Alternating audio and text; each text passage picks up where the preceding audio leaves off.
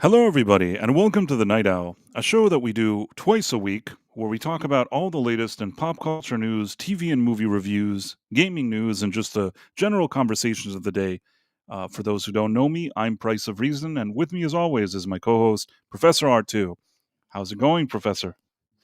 Oh, it goes. As I said, now that I'm back to teaching and stuff, life is a lot busier. So, it'll settle down again eventually. But yeah, just a whole lot busier. But that's life. So, how you been doing?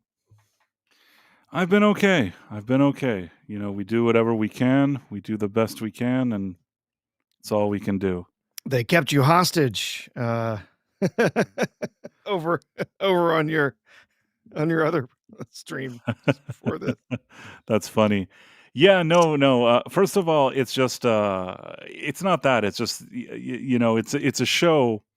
When we started that Quantum Leap stream that we do also on Thursday nights, we were expecting it to go maybe an hour each time. But over time, we've gotten into such kind of deep conversations about everything, and the chat is so active, and we talk to them about it, and the conversation has just turned into something that's a bit longer. So we usually end up really pushing our time to the max. But now we're here, and now we've switched, and we're 100% here doing our thing. So yeah, it's been. I still think that the other day when we had a show, felt like it was a much more happening day. Today felt a little quieter, or maybe I wasn't paying attention. Felt a little quieter today. Maybe because Yeah, it's a holiday. They're going into a holiday or something. yeah, with everything moving into, the Labor Day holiday and everything, yeah, things a little quiet, this time of year just tends to be kind of quiet, all the summer movie stuff has kinda died down, none of the fall, TV season stuff has really picked up. It's just there's less to talk about entertainment-wise for sure. And then, I mean, other than some incredibly tragic things that happened in the news, like in Yeah, a lot of bummer Minneapolis, stuff for sure. there's just not a whole lot else going on. So, we do have a few things to talk about today, though. Yeah. Well, that's good.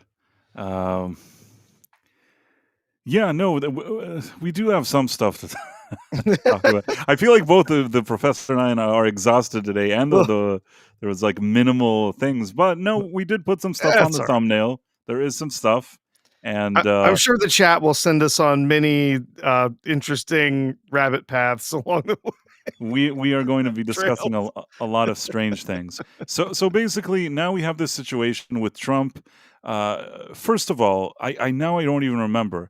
So the mayor of DC or whatever she is, did you see Bowser? Did you see that she actually thanked Trump and she's like, "Hey, it's good that he sent all these troops here. It's really Yeah, helping." the crime's really down all of a sudden. That was so weird. I mean, I do you think that she just basically is in a situation of you can't beat him, join him?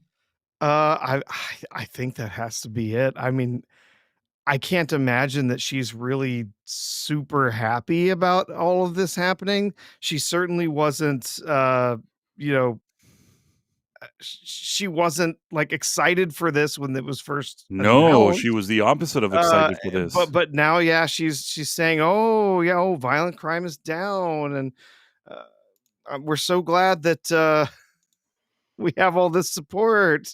Ye She said, "We greatly appreciate the the support, the Right, let's surge." see what she said. Let me see if I can play it. Yeah. Oh, it's not shared. Oh, it's not shared. I was Oh, the watching it. yeah, presentation. Presentation. Yeah. Only the best technology here at Only the the best. Night Owl, here at Price of Reason Studios. Okay. And we greatly appreciate the surge of officers that enhance what MPD has been able to do in this city. The most significant thing that we are highlighting today is the area of crime that was most troubling for us in 2023. Now, we have driven it down over the last years, but I'm going to get my glasses so I can make sure I can see it correctly. But for carjackings, the difference between this period, this 20-day period of this federal surge and last year represents a 87% reduction in carjackings in Washington, D.C. We know that when carjackings go down, when the use of gun goes down, when homicide or robbery go down, neighborhoods feel safer and are safer. So this surge has been important to us for that reason. I mean, I do have to say that it is very rare that somebody actually just sits and says something like this. It's not that I give her much credit for anything, but if nothing else, at least, it's fair enough. At least she acknowledges that the additional people that were sent to her are helping, actually. Yeah, someone in the chat said that as Tex Rogers said, sounds like a hostage talking. You know what? That Here's the thing. Maybe it's a hostage talking. Maybe it's a situation where she understands that the plug has been pulled here. She has no more power to do anything, and now it's really, if you can't beat him, join him. Maybe that's all it is. But yeah, I've still seen people in her position go and have like the full meltdown or whatever it is. And I feel like at least she was practical. She looked around and just said whatever. I also will tell you that the narrative that I think that a lot of these kind of protesters that don't even live in DC, that I don't know where they came from, we've seen a lot of citizens, and we went over this last time. There's a lot of citizens of DC. And when I say citizens, of all walks of life, of all backgrounds, of all ethnicities, of all everything. We saw everything. People coming willingly, talking to reporters and saying, you know what, this is better. There were some people saying, I don't care about politics. I don't care about any of that stuff. This is making a difference. People were coming out saying, couldn't go outside, couldn't walk here. Now I can walk from one street to another, and I don't know. I mean, sometimes you change something, and I think that people just acknowledge that it's changed. I think it's a shame that it had to reach that point where something like that needed to happen for that crime to go down. But the question is now that he can do in DC, because there's a law that allows it. The question is now, I see people are saying, oh, maybe he'll do something in Chicago. But what could he really do in Chicago? Is that just sending the National Guard because it's like a state of emergency? What would be the sort of umbrella under which he would do such a thing, if you know what I'm saying? I really don't know. As I kind of said something like this on Tuesday, like some of this stuff like is easily like within his powers to say, you know what, this is federal land, this is Right. federal property. We're federalizing this federal buildings like they did when they were having all the fiery protests in LA. All of this stuff, like you can say, well, we're sending federal troops to protect federal areas. We're going to federalize this area of DC, which is, it's federal property, belongs to the, federal government. So that's one thing to say, oh, we're going to start patrolling the streets of another city without having the invitation of the governor or the invitation of the mayor of that city or whatever. That's some sketchy stuff. I have to wonder, like, under what particular rules he might be saying he could get away with that, right? Not to put it past Trump and his administration to find some weird loophole somewhere to say, Anything but is possible. The, yeah, the truth the truth is there is a lot of crime in Chicago. yeah. I mean, it's not that I even think that maybe there were even people will see what happened in DC, and some other neighborhoods are going to be like, you know what? Have him send whatever he needs to send here. Why aren't we living in a safe neighborhood? I don't know. I mean, I don't know what this says about anything. I feel like in some of these places, law enforcement probably did want to do something, but sort of their hands were tied in some cases. What do you think is so different by what happened here in DC? Because it's such a drastic change and so quickly. How do you explain such a drastic change so quickly? I think that people began to realize that maybe they were serious this time. They've seen what has happened in these first months of Trump's second term. They've seen what happened with the border. They've seen what's been happening with rounding up criminals, deportations, whatnot. And I think that they realize that he's actually serious about that, and he's going to send if he's going to send these, extra troops in there, he's gonna send the extra law enforcement in there to help out, that they realize that, yeah, they're gonna get their asses busted, and it's not going to be like it had been in DC before, where if you did get caught, it was a slap on the wrist and you were out, cashless bail the next day because of the color of your skin or, whatever.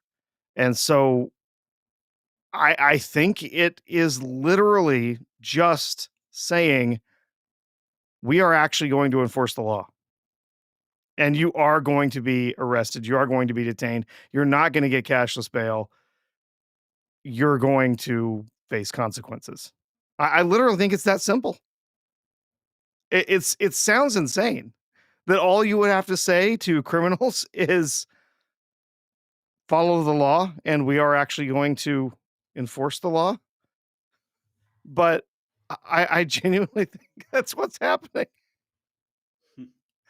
Just someone stepping in and saying the jig is up, and we are going to make sure the law gets enforced the way it was written. And now the criminals realize that they're not going to be able to just get away with the wild lawlessness, the assaulting people in the streets in broad daylight. It's not gonna work out for them. There's too much risk. Not to say it's not going to continue happening. I mean, there are still assaults, there are still people getting mugged. There's still carjackings, but it's significantly less because the risk is so much higher for I these said criminals. something. I see what Tex Rogers is saying here, and I said something like this last time. That he wrote, "I find all this stuff rather frightening. While Mr. Trump may be achieving quote unquote good stuff, it's scary to think of how a leftist president will abuse this precedent." I was just saying in general that there's so many things that I've seen now that happened prior to Trump coming back and now what he's doing, that in general, if you zoom out and you don't think of a specific party or policies or what you agree with and what you don't agree, the atmosphere, the pettiness and the greed seems to be sort of off the charts in a way that I haven't seen before. And when it comes to being petty and saying, "Well, you did this and this and this and this, so now we're gonna file 70 thing against you," and then the other person comes in and is like, "Oh, really? Well, now I'm gonna file 70 things against you." I'm not saying I'm not condoning corruption or things like that. If there's a lot of corruption, that's bad, and I guess it has to be dealt with. But I there's something about what we're seeing now, this kind of feeling of an extreme environment, and maybe within the extreme environment, actually, some of the things that are going on now are not necessarily terrible. But it does it does raise the question: is where will we be in 5 or 10 years from now? And right now you have the Republicans in charge, and they're sort of settling a score of things that happened over the past I don't know how many years. But if suddenly the Democrats are going to be in power, that can also be difficult. Do you get what I'm Sure, saying? sure, yeah, but, if you listen to Gavin Newsom, he there's never gonna be another election. Trump is gonna make sure there's never another election, and he's gonna be elected in 2028. After all, Gavin Newsom has gotten a dozen different Trump 2028 hats, sent to him, so clearly, uh, I clearly that mean, means that there's never Kendrick gonna Lama be another says election. Kendrick Lama says Dems are going to be out for blood if they ever get back in power, regardless of any precedent. Yeah, but somehow, I still feel like the atmosphere in politics has become more extreme than I ever remember. And overall, when I have to think if that's a good thing or not a good thing, overall, it's not a good thing. Forget about parties, forget about everything. It's just I kind of liked it when things weren't as extreme, but make of Yeah. that what you will. Yeah, I know. I totally get it. Well, what I would say as far as this, like, oh, sending troops in to DC, sending the National Guard in to help with police action in DC, stuff like that. Uh, I mean, what could a Democrat president do? Send the National Guard in to create more crime? I'm not, I'm not really sure how well that's going to work out. They're definitely not the party. They've proven themselves not to be the party of law and order. So I don't know what. Sal the Hunter National Card was put in the subways in New York City, and it was cool. Yeah, I actually there's been a lot of crime in New York and in the subway too. Yeah, that would be good. Uh, Yeah, we're becoming polarized. I'm not criticizing. I'm Very not much. pointing the finger at somebody and saying, "Oh, this and that." I'm just saying that the atmosphere has reached some kind of boiling point, and I'm trying to think in my life prior to to recent years and what we're seeing now, if it's ever been as sort of polarizing or whatever the word I'm looking for, and I think that the fact that we're in this situation now, in general, it's not as good as if things weren't as chaotic, when it comes to the politics, not the you understand what I'm saying. Yeah. Yeah. And Tex Rogers, I was just joking. Obviously, yes. They could choose to actually go in and start redefining how, certain laws are enforced. They could, pick and choose who it is that they would make sure is arrested for this and that and whatever. Yes, absolutely. There are abuses there. I was just trying to make a joke. Yeah, arresting dissenters, for being, yeah, for spreading misinformation, as you mentioned, Tex, absolutely. Crackdown on speech, crackdown on free speech, absolutely. Those are things 100% that they could do, and I could see them doing. I mean, obviously, if you just think back a few years to lockdowns and the absolute insanity that was happening in some cities, some states during lockdowns and stuff, threatening people for literally walking around outside, threatening people with taking away their kids for letting their kids play in their yard during, during lockdowns. It was insanity that this would take place. You would never imagine that the law enforcement would be involved in something like that, but there you have it. It happened, and it happened a lot in a lot of different places. It was pretty terrifying. And so, granted, that wasn't everywhere. That was a few, limited spaces. A lot of red states tended to be a lot more open and tended to have a lot fewer consequences for business and people and stuff than a lot of the blue states did, especially the more populated cities. But there's a lot of reasons for that. There's a lot of a lot of different things that occurred during COVID. It's such a complex thing to talk about, but yeah, the yeah, there are absolutely things that could be abused by the left. If they were to decide to start deploying the National Guard into cities and stuff like that. So yeah, I think that he's got to be real careful about where he tries to use that kind of thing. Obviously, if you go and you really look at the law, the rules that he could use, the laws he could use to say, well, I can send the National Guard in for this or whatever. Really, the only thing that is either being invited, being asked by a governor, by the mayor, whatever, say, hey, we need help. The other side is using the Insurrection Act, which has only really, been invoked once in modern memory, and that's real tricky. There's a lot around that uh, courts can fight, governors can fight and stuff to say, well, no, this isn't, really happening. Trying to determine exactly what an insurrection is. So I would have a real hard time imagining that they would try to use the Insurrection Act to justify sending, the National Guard, deploying the National Guard into areas of Chicago without the approval of the mayor or the governor. of that state. So I don't know. Yeah. Anyhow, so we'll have to see how this all plays out. There's certainly, if we, again, shift our focus here, Chicago certainly has a lot of issues. I mean, it would Oh be no, nice that no there question. it would really, really be nice if some of these places like Chicago and some places in California and Los Angeles, things like that, it would be nice if somebody came and did that kind of cleanup because we laugh a lot in recent years about Los Angeles and California and things like that. I don't know if I probably told you this. I must have told you this that when I was young, when I was a kid, there was a few years in my life that I lived in California. And then over the past, I don't know, a lot before the coup happened for the international illness. For years, I also had a lot of business that I do in LA, and I'd spend extended periods of time there sometimes. And there's a lot to like about California and Los Angeles, which is really a shame that it's sort of been kind of damaged so much by poor leadership because they really had something good on their hands and they're ruining it. I don't enjoy seeing it getting ruined. I'm not like sitting there with popcorn and like all happy that it's getting ruined.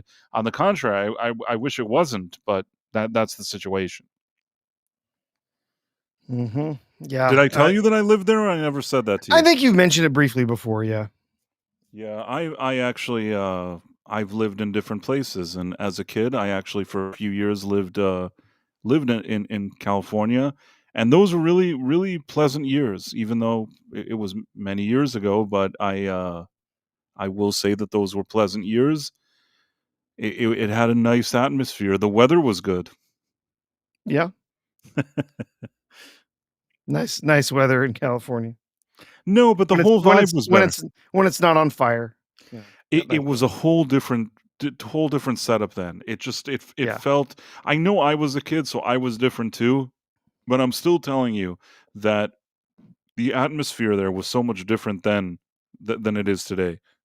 I 100% feel it's different.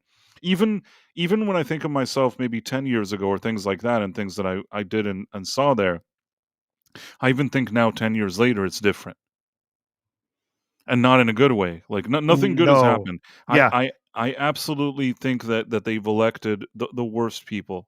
Uh and and the thing that's strange to me and I don't know, I probably have said this to you. That this to me isn't even a party issue. It's not like, "Oh, do you like this party or that party?" I objectively am telling you that the people that they've elected for office in those places there in LA and California and all that kind of stuff, they're not choosing the best of the best. They're not even choosing people that are just okay. Uh, Whether it's like Gavin Newsom or Karen Bass or all those are people that they shouldn't be running California or Los Angeles or any of that. Yeah, I mean, as if Gavin Newsom is even running anything right now except for trying to run for president. Podcast, yeah, he's doing Yeah, a podcast and he wants to run that's for it. president, and his whole strategy is that he's sitting around, and just trying to emulate Trump. It's strange because I guess, I'm friends with people, I don't care if they voted one way or another, if they're not, like, bothering me about it, if they're not one of those kind of people that are trying to force you to be of a different position or whatever it is. And I've recently talked to a few people that I know that are more like left leaning. One person was one of those people that just whatever the Democratic candidate, whatever that says that is, that's the person they'll vote for. And I was a bit kind of saddened that I said something and I felt like they were just you couldn't get through to them. You know what I'm saying? I was saying something like about Gavin Newsom not being good, and that person would not hear it. You know what I mean? And I was really Oh, surprised absolutely, because yeah. I, No, I I was know what really you mean. surprised because for me, I don't care. I don't care about anything. If Trump tomorrow comes out and he does something really, really that I think is like they're like on a terrible, he handled a disaster in a terrible way or whatever it is, I tell you that that's what I think that happened. I'm not gonna sit and pretend that somebody didn't do something handled poorly or whatever it is. Uh, in Gavin Newsom's case, it's not even a situation where I can objectively look at his track record and say, well, He may have been a mess or a failure at all of this, but look how good he did this thing.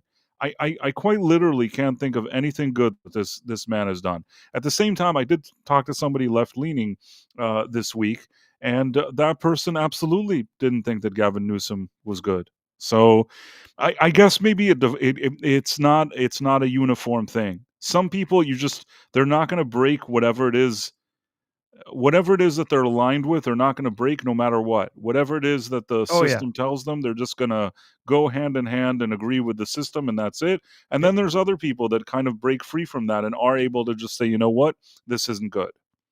Unfortunately, that's fewer and fewer these days. Fewer and You fewer, get a yeah. lot of people, as we were saying, the more polarized views. So there's quite a few people that have decided that they're on this side. They will only hear feedback from this side. They will only listen to positions from this side or these specific people, and that anything that comes from the other side must necessarily be discounted. It must be ignored. And so that is never where we were supposed to be with politics. It was always supposed to be a game of persuasion and a game of discussion and taking in inputs from various different sides, different philosophies, different ideas, and trying to work out what's going to be the best for the majority of people, because you're never going to do what's best for everybody, because there's always going to be some people that are going to be, you know, not happy with with whatever choice is made. But the idea was always that you're going to do the best for everyone, and the way that we'll get there is by taking in lots of different ideas, working through those and deciding which of those is in the best interest of the most people. And now it's just, I've got my side, you've got your side, and uh, you know, don't let your ideas come near me. I don't want to hear I don't want to hear anything from you, right? Sometimes there are people whose ideas I think should be discounted and ignored. Those, there are people who are just literally are extremists. I don't wanna hear anything you have to say, because you are you're poisonous to the actual discussion. I was having a back and forth with someone on X earlier today, about Nick Fuentes, right? I don't wanna go into that, any more than I have to, other than, like, I don't care what he has to say. I really don't. And Uh, not that I'm even, dwelling on this either, but I will say this, and it's not just him. There's a oh, number of there's plenty of others. no, there's like a group of like-minded people like him that in recent years, anything that anybody talks about, they all bring it back to the same thing over and over and over and over and over Oh, again. And always, yes. and you know what? When you're trying to make an argument of anything and all you keep doing is like spewing that same thing over and over again in a way that's just like obsession, like some weird obsession that looks like you're possessed, and that's what you do all day and all night. At the end, I can't like you said, I can't take a person like that seriously. And a lot of those people, sometimes you have, and this I'm even zooming out. You have people today that are paid by different parties to say different things. Let's leave it at that. Like sometimes it could be even a different country or regime. Suddenly you have quote unquote sponsors or something, and they expect certain agendas to be pushed. I've seen that with people, even people that I wouldn't believe that that's what would have happened. I've seen that Mhm, happen on a lot of occasions. So you have people getting bought off, whether it's podcasters or people like that, influencers, and they all have their strange opinions. You have people that just think to themselves, maybe if I keep spewing this thing, I'll get more clicks and more people will notice me. There's a lot of, in this whole kind of social media age we live in, there's a lot of things that happen with it that are not that positive. And unfortunately, I consider that person that you mentioned part of that situation that's not so positive. mhm, But yeah, he's not the only one. That's all I'm saying. That there's others like him. There's another, that other guy with the mustache. Also, mhm. Oh, there's a whole crew of them. Yes, but yes, the one specific discussion earlier today was about the the guy that I mentioned, and just me trying to explain to them that I don't really care what that person has to say. That they've proven to me that they don't have anything worthwhile to contribute to the conversation, and No, I mean, they weren't quite picking up exactly what I was laying down. But you know, it's yeah, and a it's lot of times frustrating. you also find out strange things about these very people, but I'll leave it at that as well. Yeah, Yeah, the thing is that obviously, there's certain things that people like him are enthusiastic about that are just not good to begin with. But it's not a situation where like you see a really balanced and measured person making a lot of like good arguments and whatever, and occasionally maybe say something that like it's a hot take or something like that. These are people that are obsessed slash clickbaiting people. I don't know. I mean, I don't think that the world is a better place with people like that. That's my opinion. hmm let's see. Jason Webster in the chat on YouTube was saying the president of America needs to be one pragmatic enough to implement policies good for the country, regardless whether that policy is conservative or liberal. The U.S.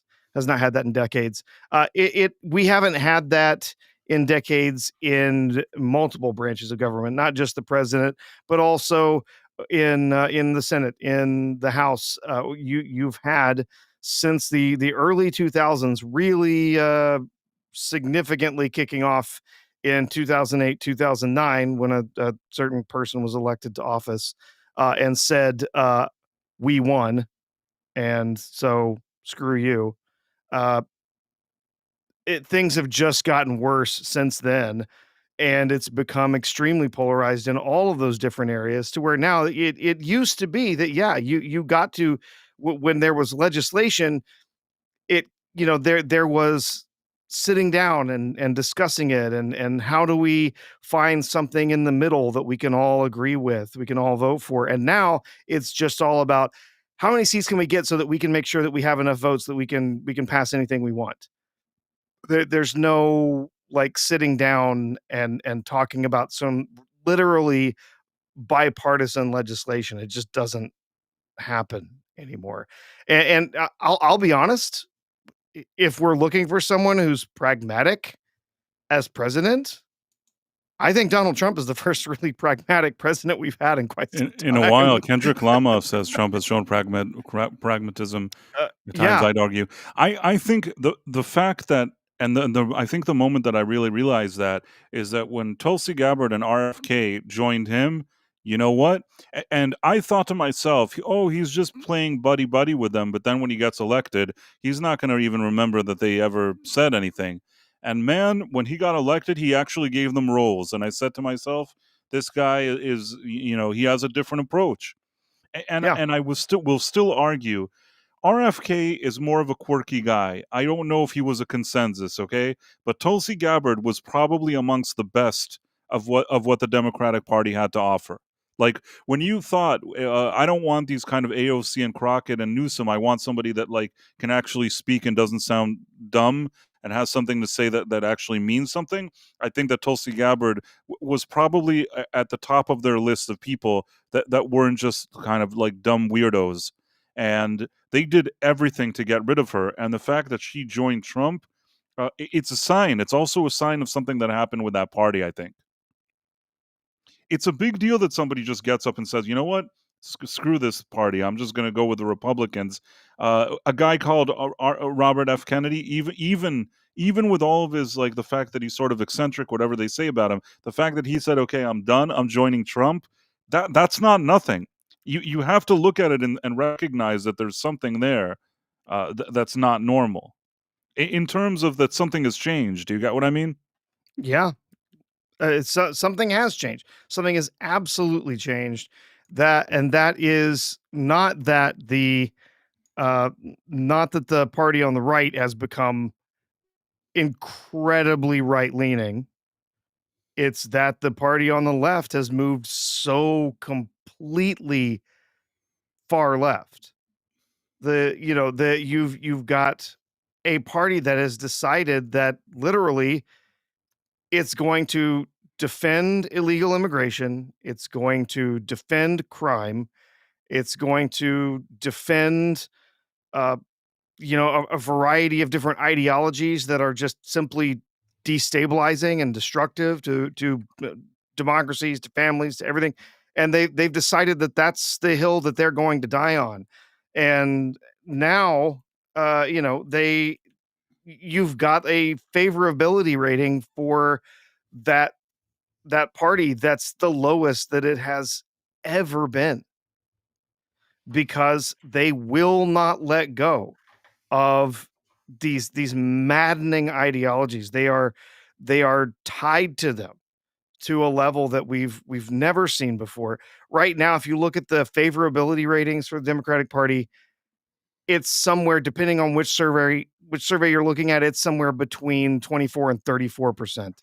I believe you. I can't. I mean, I can't imagine. I don't know why somebody would like what they're selling, because it just it just doesn't. I don't know. I can't tell you. Maybe other people can find something they like there, but for me as a thinking person, I don't like what they're selling. I don't know how else to explain it. Yeah.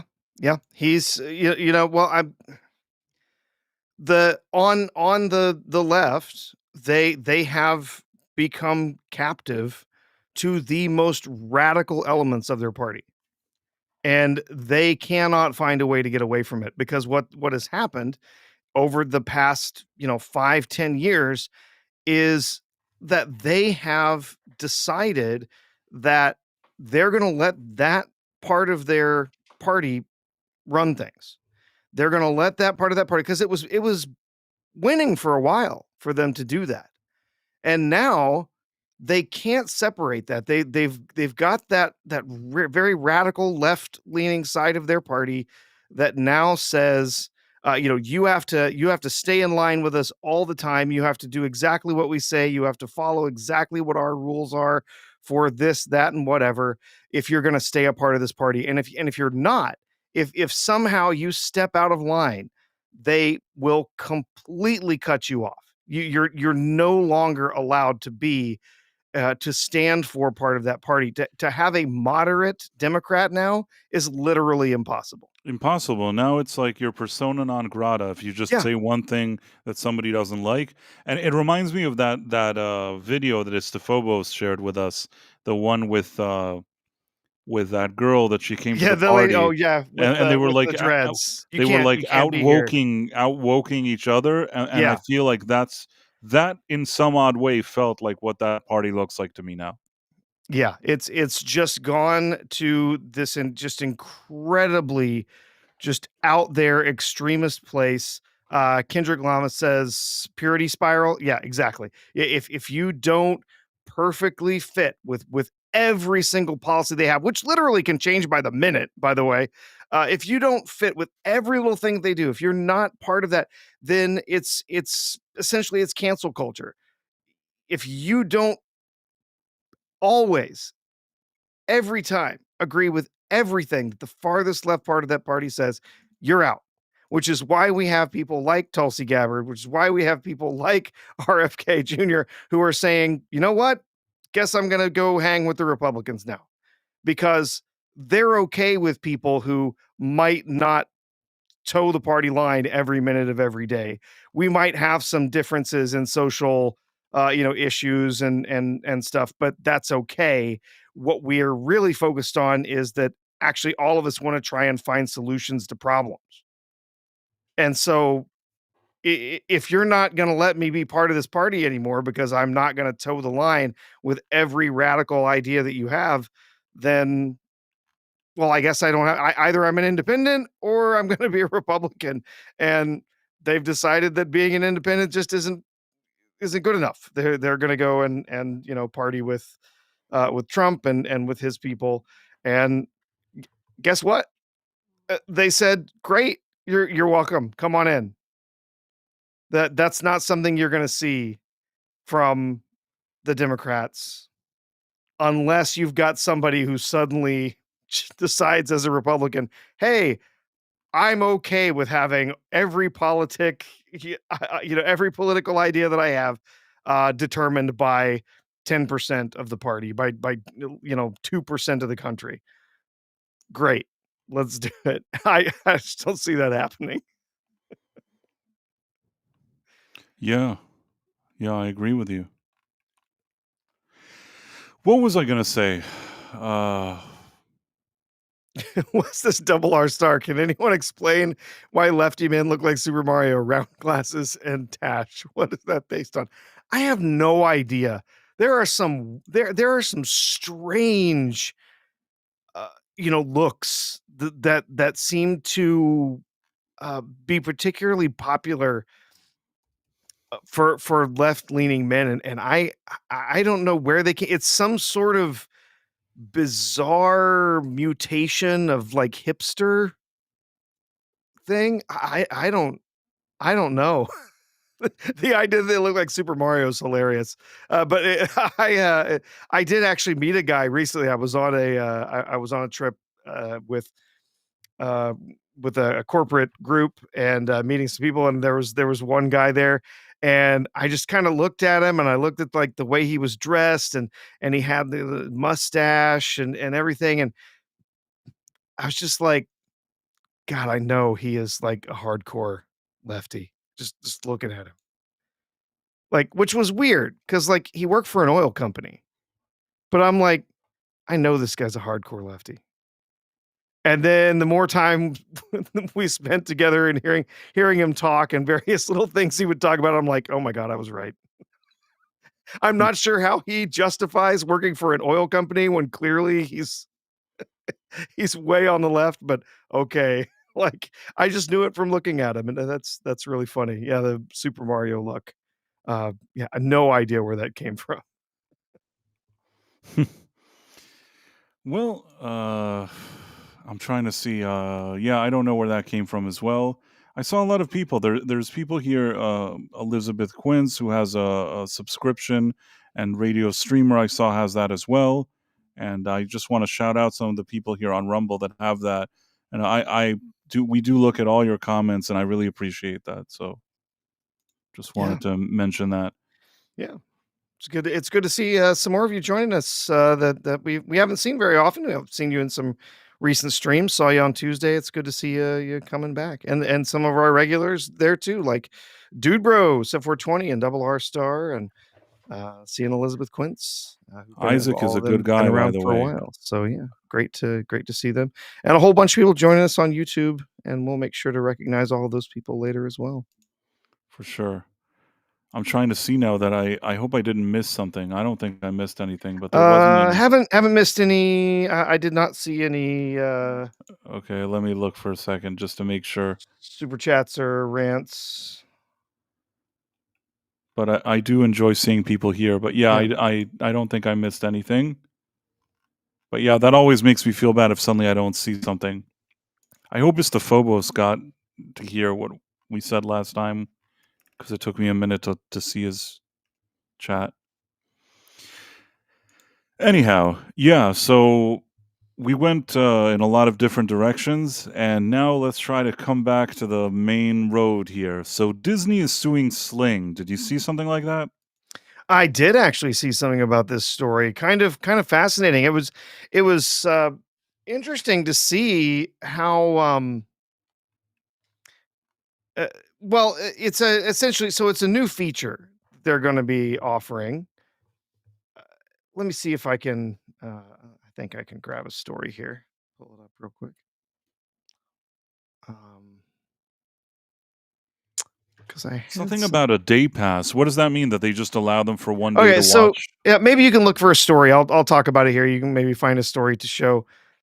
So what's happening is that Sling has decided that right now they have the Sling platform, which I know you and I have our own gripes with Sling about things they've done in the past, but they have a streaming platform where they are going to or where they already have offered where you can sign up and you've got live TV that you can watch. I actually used Sling for a while especially when we had young, when our kids were younger and we wanted to be able to just kind of like turn on Disney Channel and stuff like that.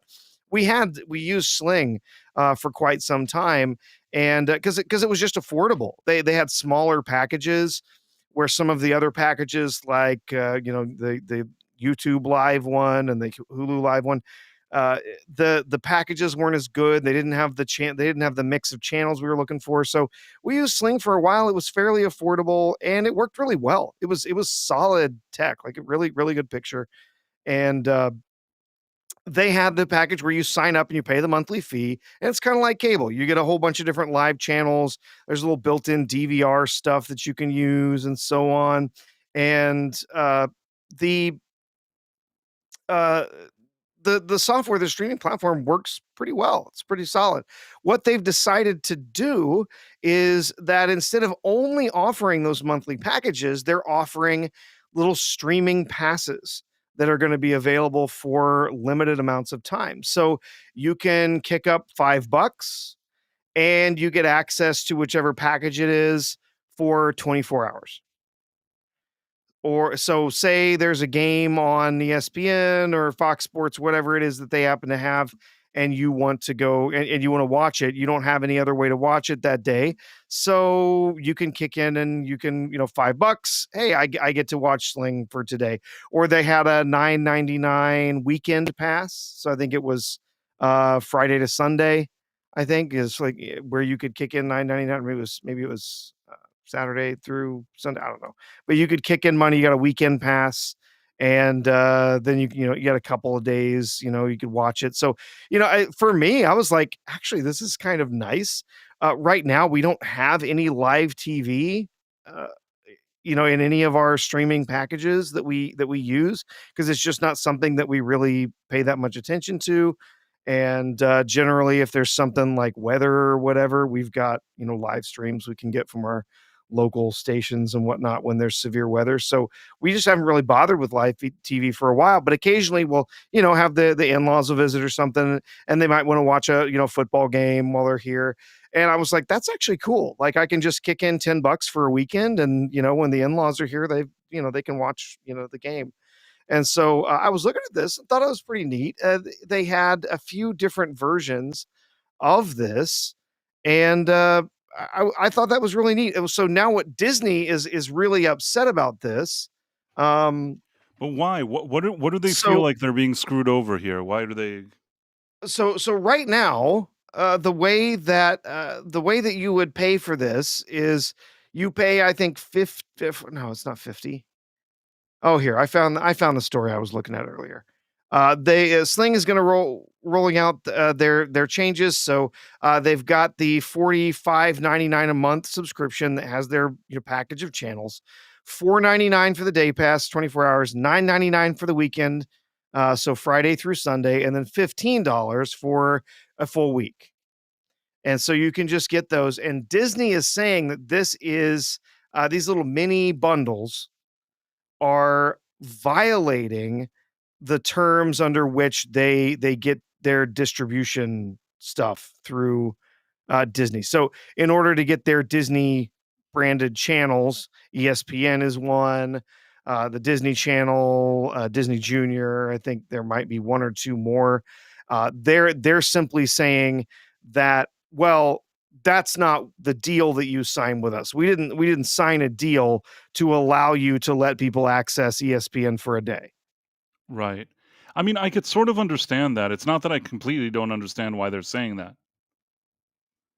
Yeah. So Sling has been coming back and essentially saying that they are ready and prepared to fight this, because they think that this is not only uh, completely within their rights and everything that they signed, but what they're trying to do is offer a more customer driven experience.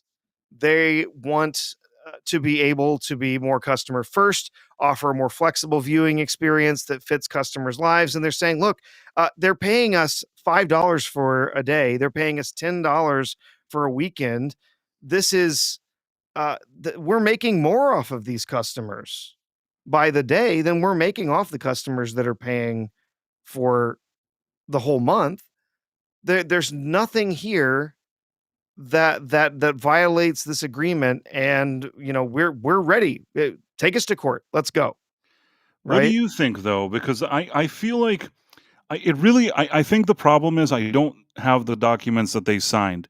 I wonder if Absolutely. Yeah. there's some kind of clause that says they're not allowed to do it, or there's a clause that they are. If there's nothing that keeps them from doing it in the contract, then Disney have nothing to say. And if there's something in the contract that says you can't do this, then they're screwed. But I wonder to myself how Disney's lawyers, if it doesn't appear there, how they didn't think of a scenario like this. Yeah.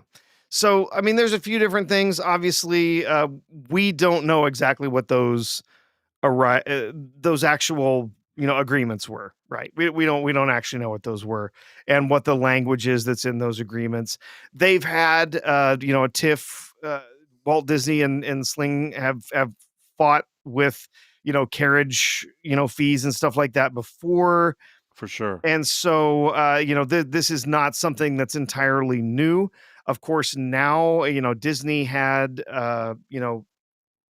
they had the Hulu Plus live TV service when they bought Hulu. That's been discontinued, or at least I don't know if it's gone or if it will be gone soon, but Disney had essentially said once they purchased Hulu, it was gone. We're not going to have the live TV service there anymore. Part of that was because they wanted to ensure that people would sign up for things like their ESPN streaming platform.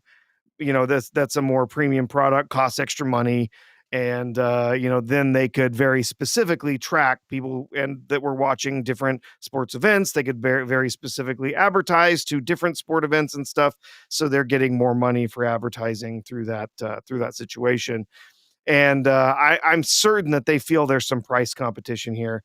That if people were able to hop in and say, "Hey, I just want ESPN to watch this game on this weekend," I think they're then worried. They yeah, listen, I understand both sides here. I understand why they're doing what they're doing, and I understand both sides. I usually am annoyed at Disney, and there's nothing very positive I have to say about them. In this case, if I'm thinking about my own business, if there was a clause that wouldn't allow this and another business did this, I and Disney would probably make the same stink, because you want to give the impression that you have to get ESPN. It's more of a thing you get like as a long-term commitment, not that you can go for a day and do whatever you want. I can understand why that would bother them. Do you get what I'm saying? absolutely. I can see why it would bother Disney and them trying to protect their rights and you know yeah, I simply how their without seeing distributors are allowed to use the content that they're distributing and so on. Yeah, go ahead. I'm saying that really without more information, there isn't much more we can do without actually seeing what agreements they had between them. Yeah. And I think the big question is, if Disney's lawyers, when they made an agreement with Sling, didn't protect themselves from this exact scenario, that would be a disaster for Disney. I just wonder, with Sling being so confident, I wonder if their lawyers were able to somehow sneak this in there in a way that there's a loophole.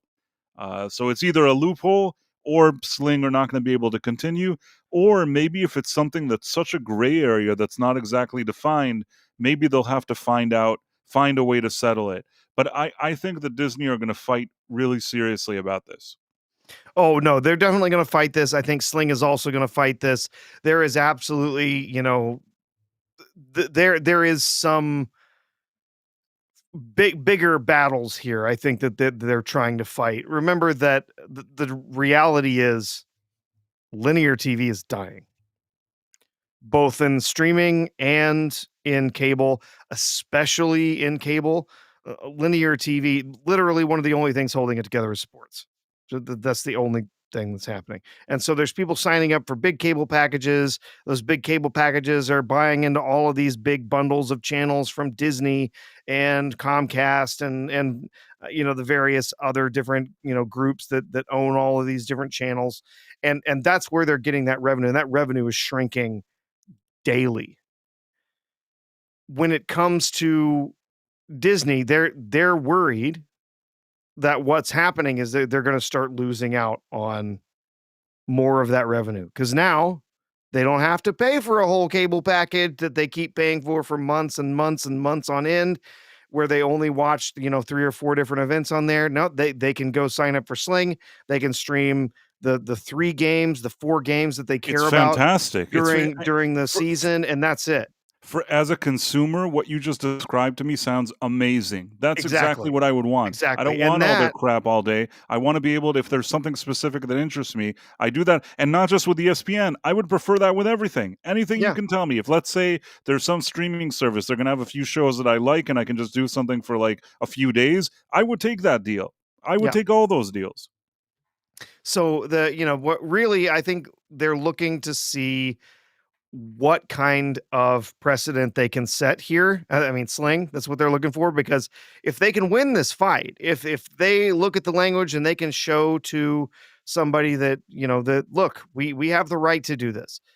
We don't have to sell a whole month worth of this to somebody. We don't have to sign somebody up under a contract. They already won that battle.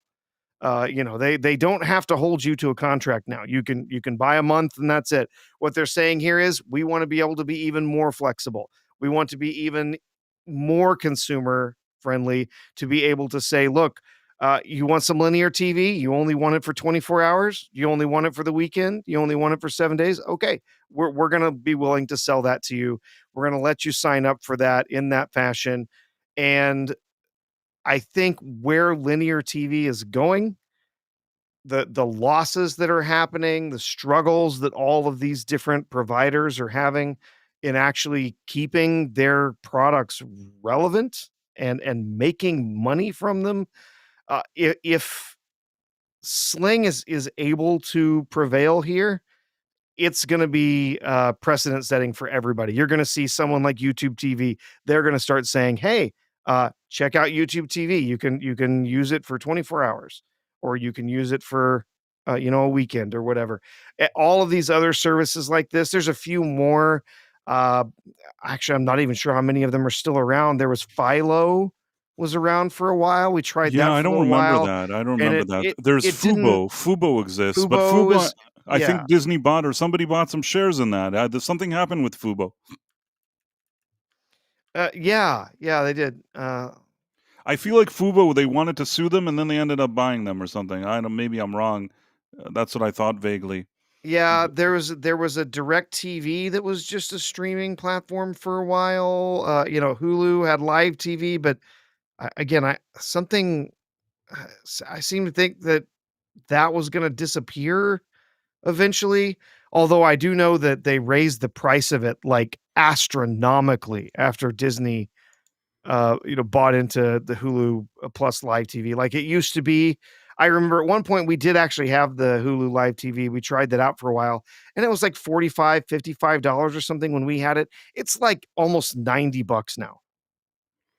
The Hey, Adam Hulu Gray. Live TV thing. It's I just noticed wildly that expensive. Adam Gray was in the chat. Yeah. How's it going? Adam Gray is a mod here. How's it going, man?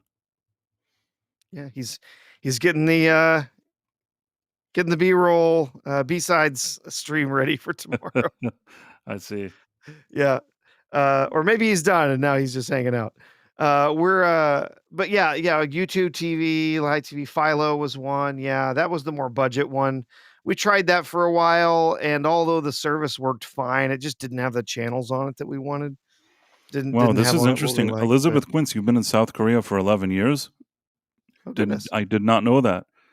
Uh, so interesting. I feel like you have a very interesting story. I wonder what it's like in South Korea. I've never been there. I had a friend who lived there for oh gosh, I think he was there for 5 or 6 years. He really liked it. As an expat living over there for a while. He thought it was a really cool place It and seems cool. It very seems very cool. very compatible with Western culture. There's always going to be weird things, right? Right, of There's going course. to be weird little things here and there. But he said for the most part, everyone over there was really cool, and he had a great time while he was there. And yeah, he's back in the U.S. now, but yeah, he had a great time when he spent his time over in South Korea. Actually, had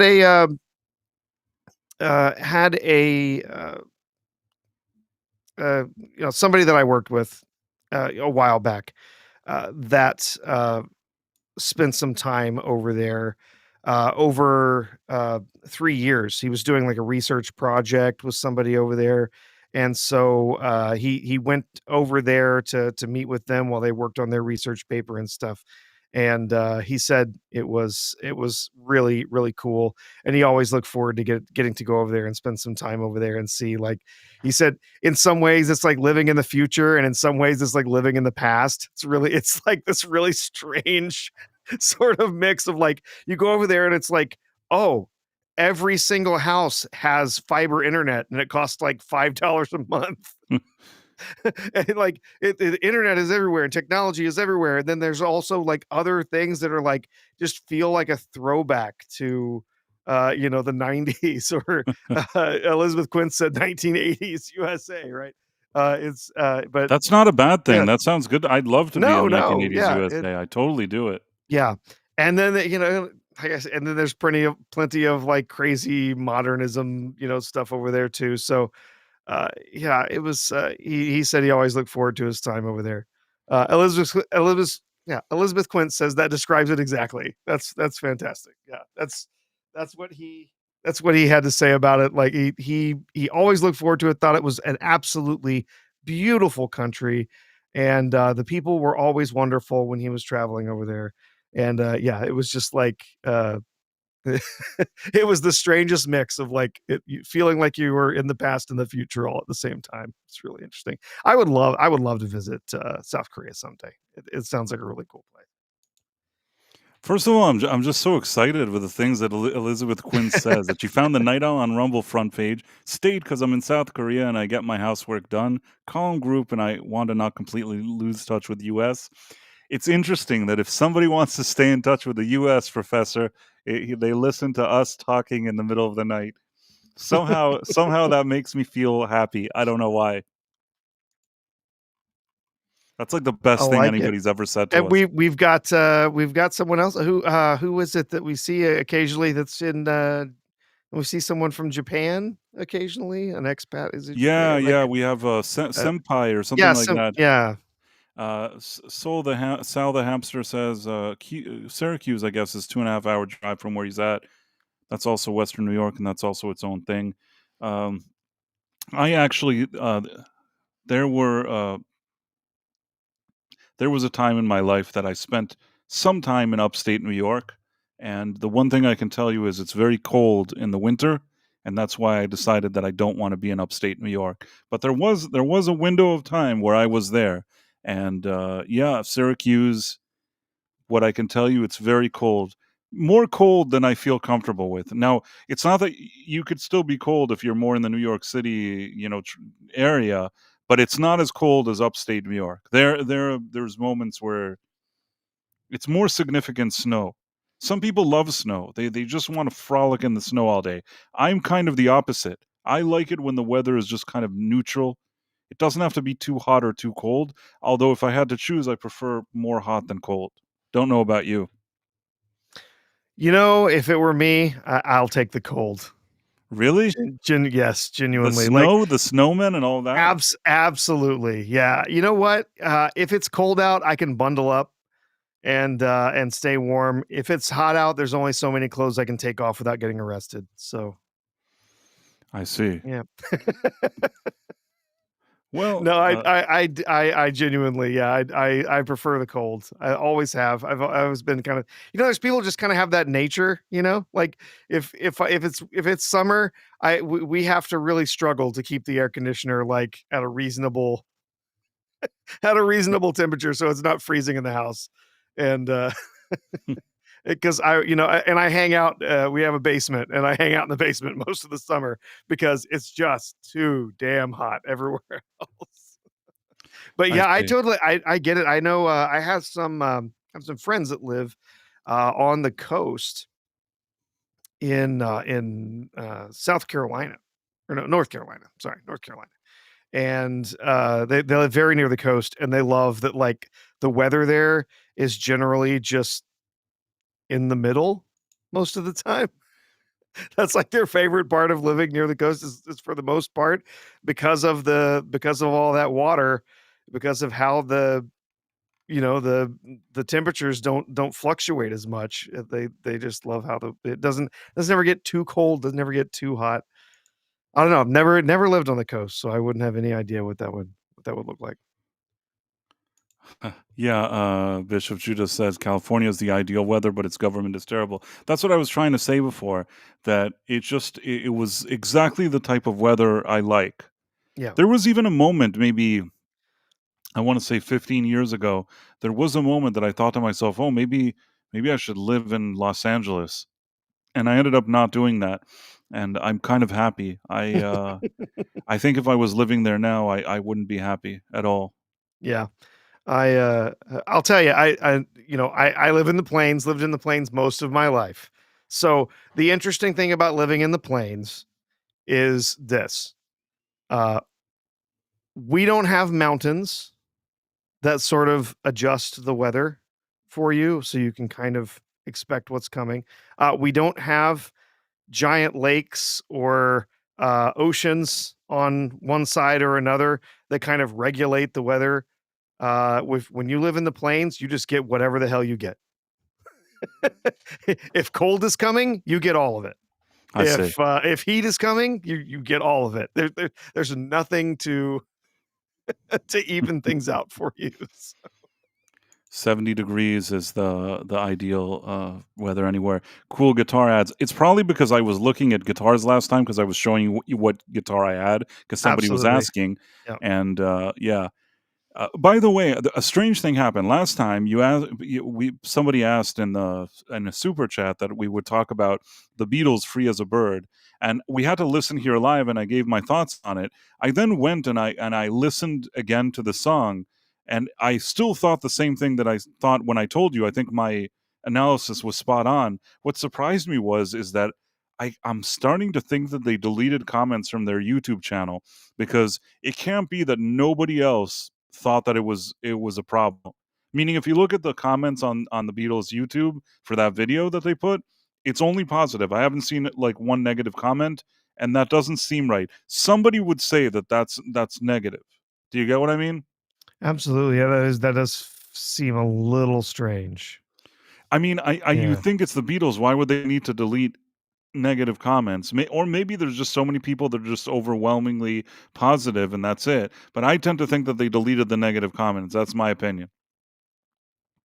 And It's I entirely possible. When you think, well, it's the Beatles, right? Well, you know what it is? It's the record label.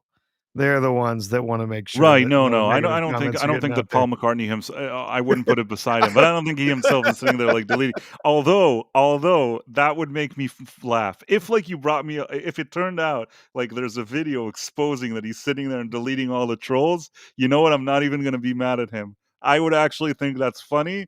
That's like happy to sit and talk to him over a beer. If he's sitting around deleting trolls, you know what? Good for him.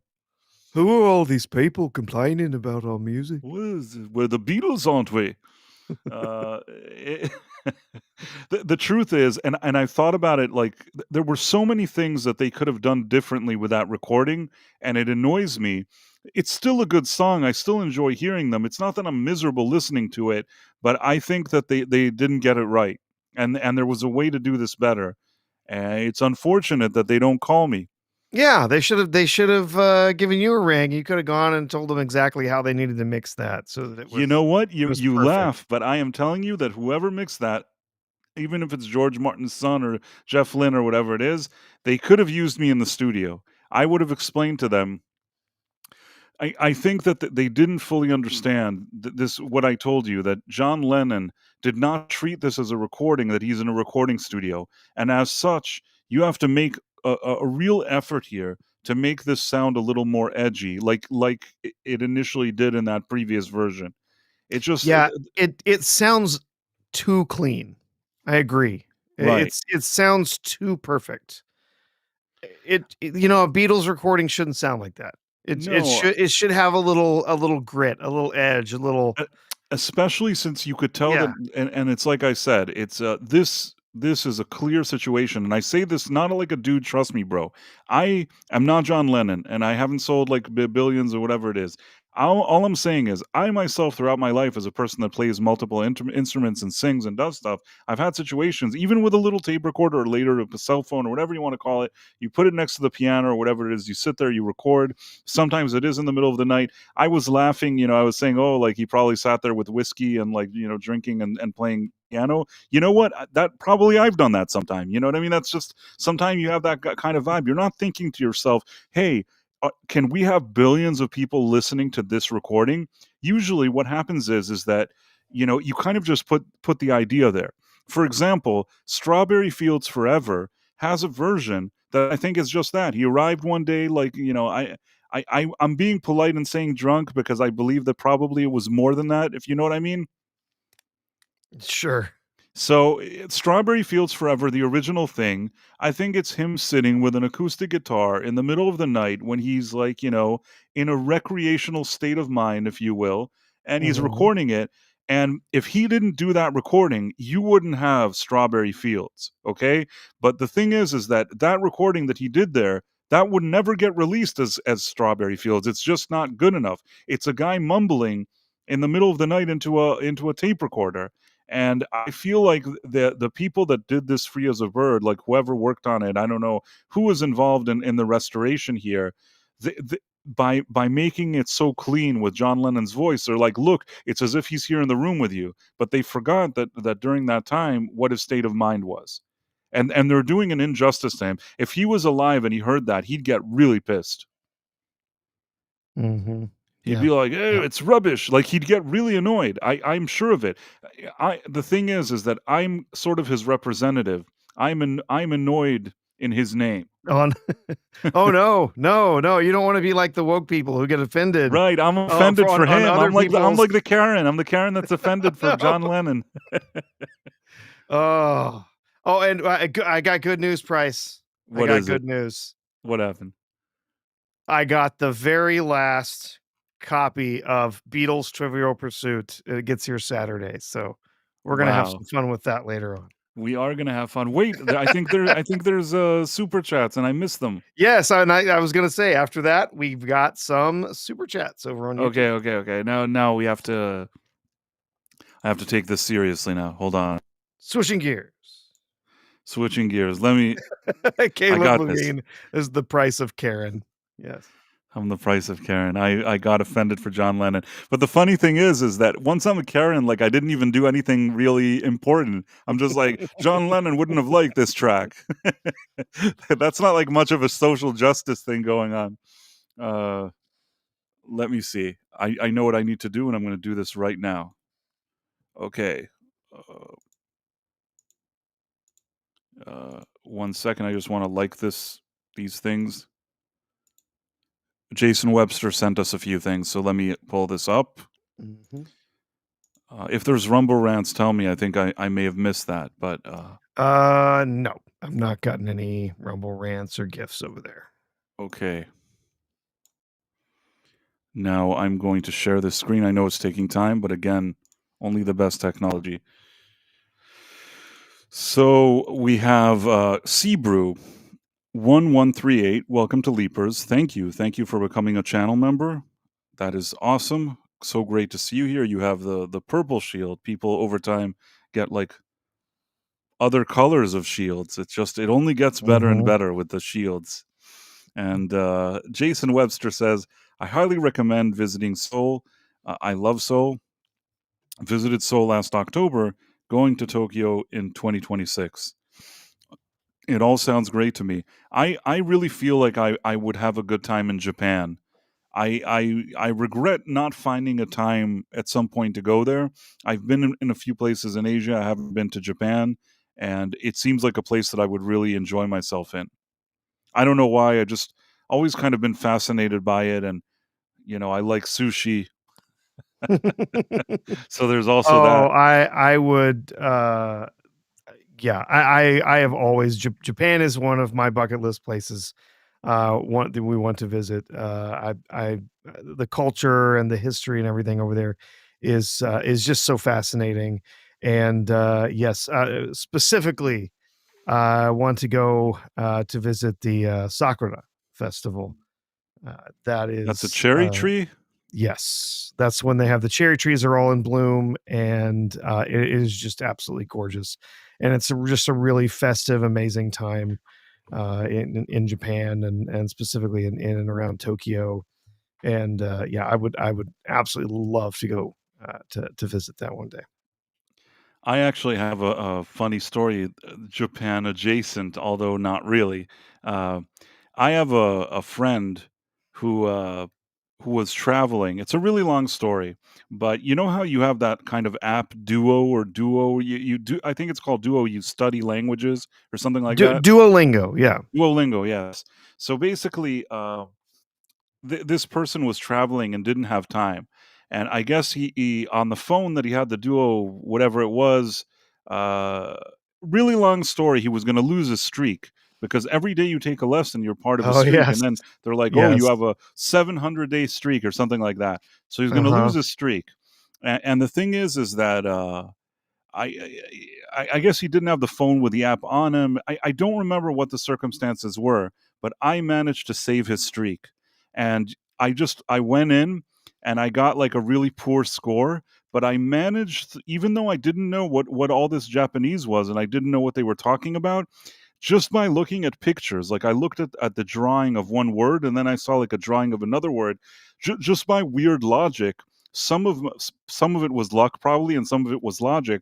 I got some of the answers right, and basically, even though I was probably like a joke, but I got enough for it to be considered that I did the lesson for him, and then he didn't lose his streak. Do you get what I mean? Like I completed the Japanese things not knowing one word of Japanese, and I saved his streak on Duolingo, and I've always been really happy about it. Ah, yes, that's the amazing thing about Duolingo. Yes.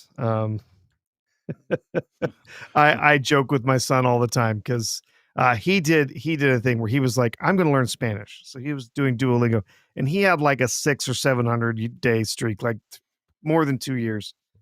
And we were like, okay, so you're gonna take like Spanish in high school or something. He's like, oh no, I already know I know enough because of Duolingo. I said, okay, say something in Spanish, like anything.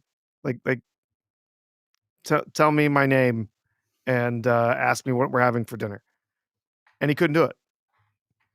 2.5 years of spending time with Duolingo.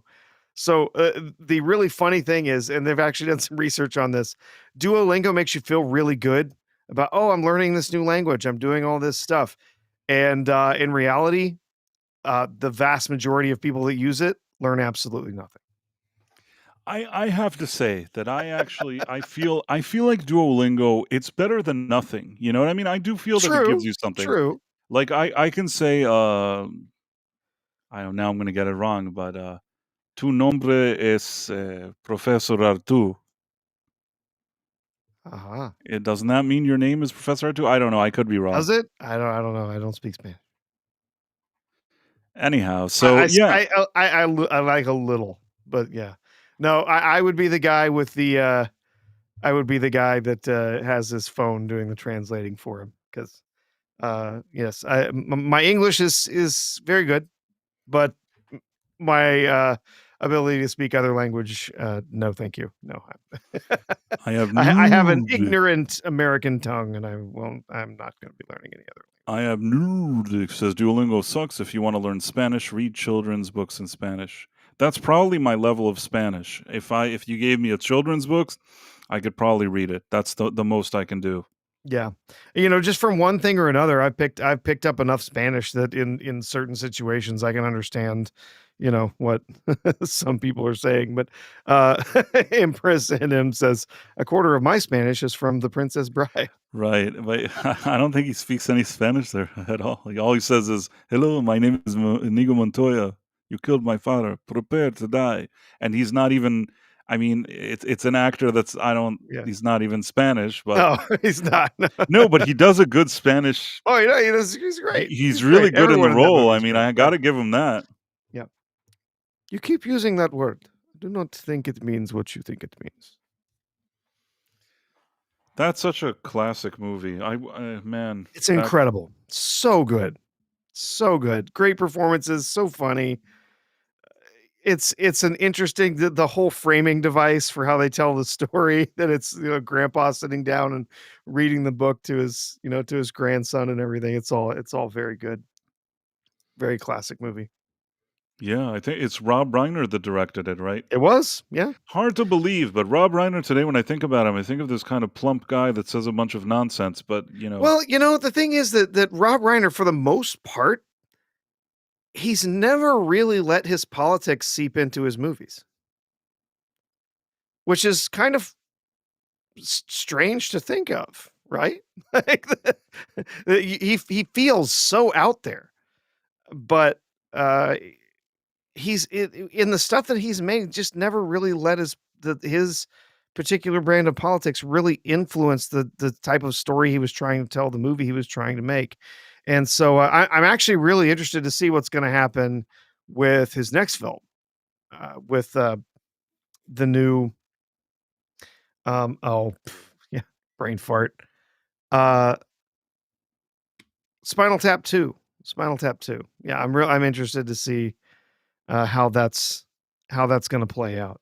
Um, I do hope it's good. I really do. I love the first film. I really enjoy a lot of the work from those guys that have made, so many of those, not just Spinal Tap, but A Mighty Wind and Best in Show, and, there's that whole, like, series of different, documentary, mockumentary things that they made. I really hope it continues in that vein and it's the same kind of humor, very fun, but gosh, I'm just so used to being disappointed in the movie theater price. Like, there's so many things recently that just like either they're just good enough or they're terrible. I mean, with Naked Gun, it was just good enough for me to say, I enjoyed myself. Not sure I ever care to watch it again. I liked F1. I thought F1 was Oh, good. yeah, yeah. And I did enjoy. I don't know if it's the kind of movie that you'd like, but I did rather enjoy Weapons, and I did like F1. Probably the movies that I enjoyed more this year is Weapons, F1, and to a much lesser extent, Naked Gun. Naked Gun was kind of just passable, but I sitting in the theater with some people laughing and having a decent time, not the worst thing you could do. But yeah, it certainly wasn't on the level of those kind of older classic Naked Gun movies. I think that F1, even F1, it's not like it's like The Godfather, but it was a very solid movie, F1. And I think that Weapons, I was pleasantly surprised by that one as well. Yep. I've heard a lot of people who've had a lot of praise for Weapons. I mean, it's slim pickings for sure, but yeah, I think that the praise for Weapons, it's fair enough.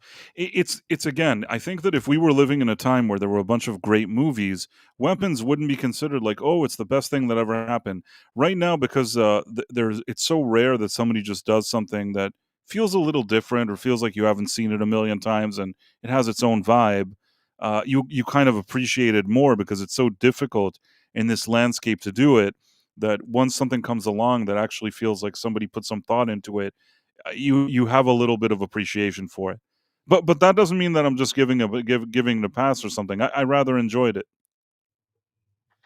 Yeah, and, yeah, see, Bishop Judas says Naked Gun bombed, unfortunately. Yeah, I predicted from the start that it was gonna bomb because I just don't think that at the price that we have for tickets in the theaters right now for first run films, and with the record right now that comedies have, with so many of them just not performing, not being even worthwhile, that, there's just too much risk for your average moviegoer to say, "I'm gonna spend my money to go see a comedy in the theater." It's too much money, it's, too much time, and, they can just go watch Happy Gilmore 2 on Netflix, right? And so I thought no matter how good, no matter how enjoyable Naked Gun was going to be, it was never gonna perform well in the theaters.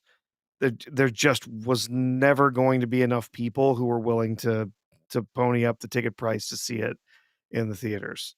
So it's gonna have to wait till streaming. Hopefully, it gets a good streaming deal, gets some, maybe gets some good VOD, money that comes in, per premium video that comes in for, Well, they didn't buying spend from digital stores, and then hopefully maybe it is able to make its they money didn't back. spend a gazillion dollars on it, They so I didn't. think that They didn't. that's the only reason why it may do okay.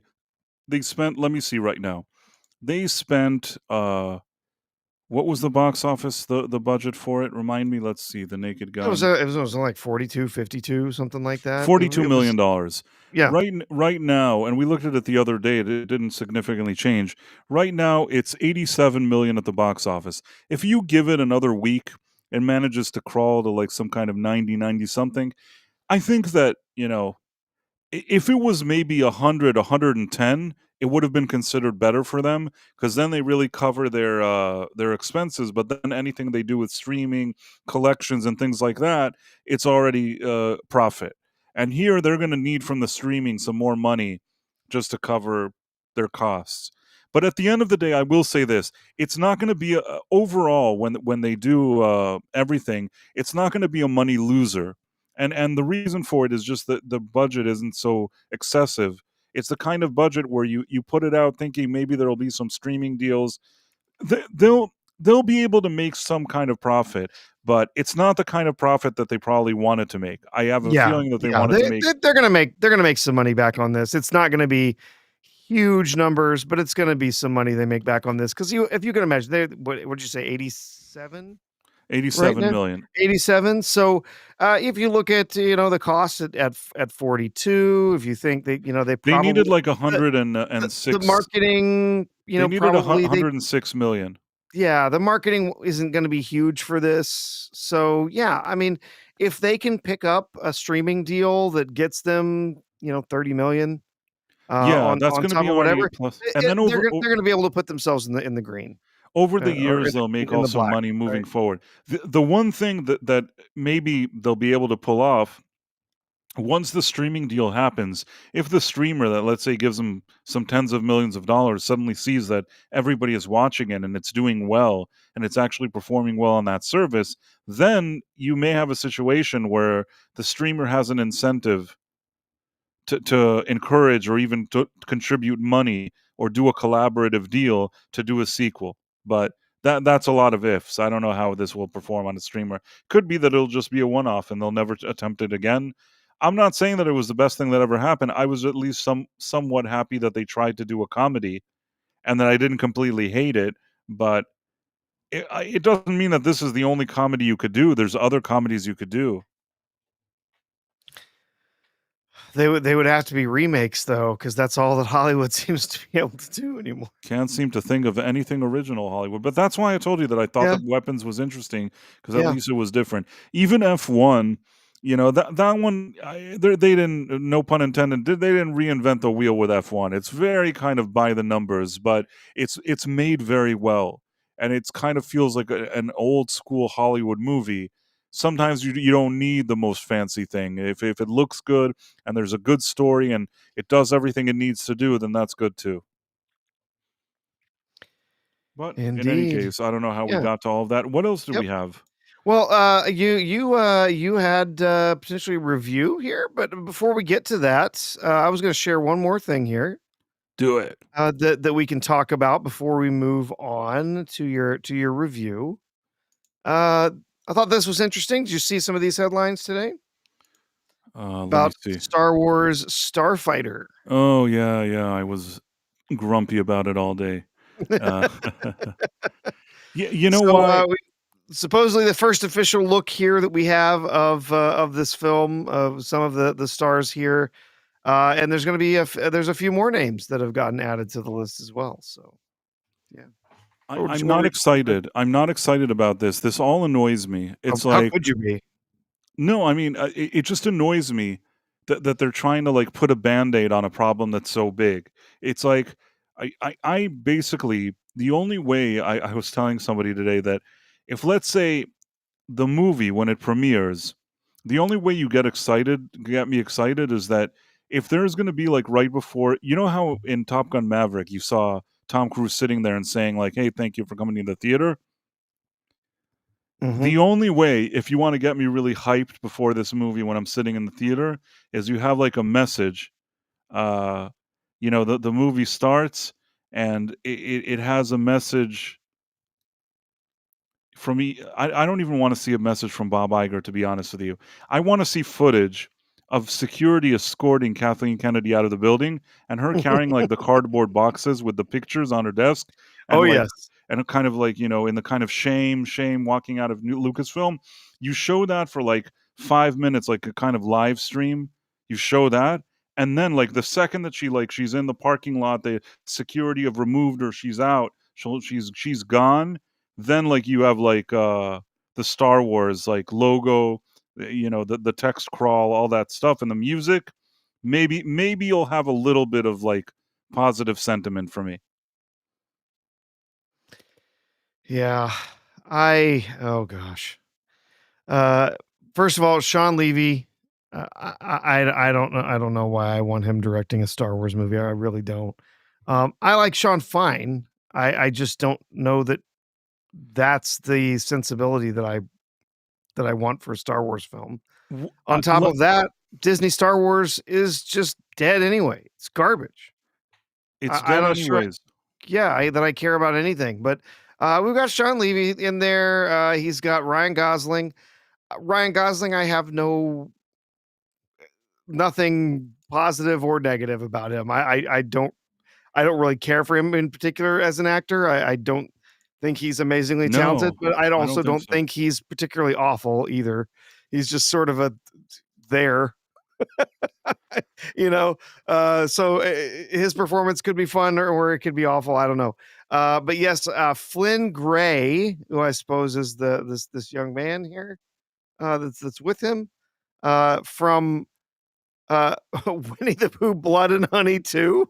That's I don't need a kid in this. I don't want this to be a children's thing. I don't need that. They already tried that with Skeleton Crew. I don't yeah, have any patience for it. Sorry, like I'm not saying that you can never have a kid in Star Wars. I'm just saying if you want to do something, do a real Star Wars movie. I don't need this now children thing now. It's not what I need in this Star Wars. The other thing is Sean Levy.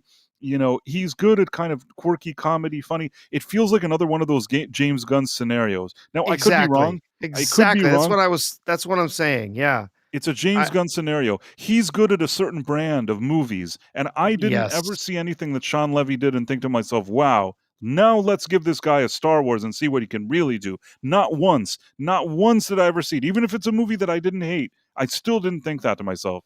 yeah. I just uh, for all the things I think that Sean Levy's good at, I just don't really care as far as him making a Star Wars film. I just don't see that those things working together in a way that would be pleasing or enjoyable. But yeah, Flynn Gray, Matt Smith. Of course, I love Matt Smith. I always have. He's a fantastic actor. Really puts his all into everything he does. Love Matt Smith, but okay. What's supposedly he's going to be the bad guy in this? He was going to be the bad guy in uh, what was originally, Rise of Skywalker. What was it called? It was Duel of Yeah, the yeah, he was Fates. supposed to He be was gonna be the the bad guy in that, yeah, and then they and then cut he him out got of the cut and yeah. removed from the production. Mia Goth, Aaron Pierre, Simon Bird. I don't get this one. Simon Bird, if you know who that is, I don't get why you bring him into this. Uh, Jamel Westman, D and Amy Adams. Okay, great. Woo. I will say this much, Price, you're saying you don't want this to be a kid's movie, you don't need to have a kid in it. Hey, at least it's a young boy. If this were Star Wars being made 3 years ago, that would 100% be a girl. That's true. That's the minimum, I guess, but Yeah, Disney just annoys me with all this crap. Just do one movie that it feels like Star Wars and stop with your stupid games. I see the kid, I already think of that Skeleton Crew, which is another bullshit thing. Sorry, Sean. I don't they have 0 credit. It's like they have no credit with me whatsoever, and right now, Not that I even care, but I mean, it would have to be a slam dunk movie. This doesn't seem like it.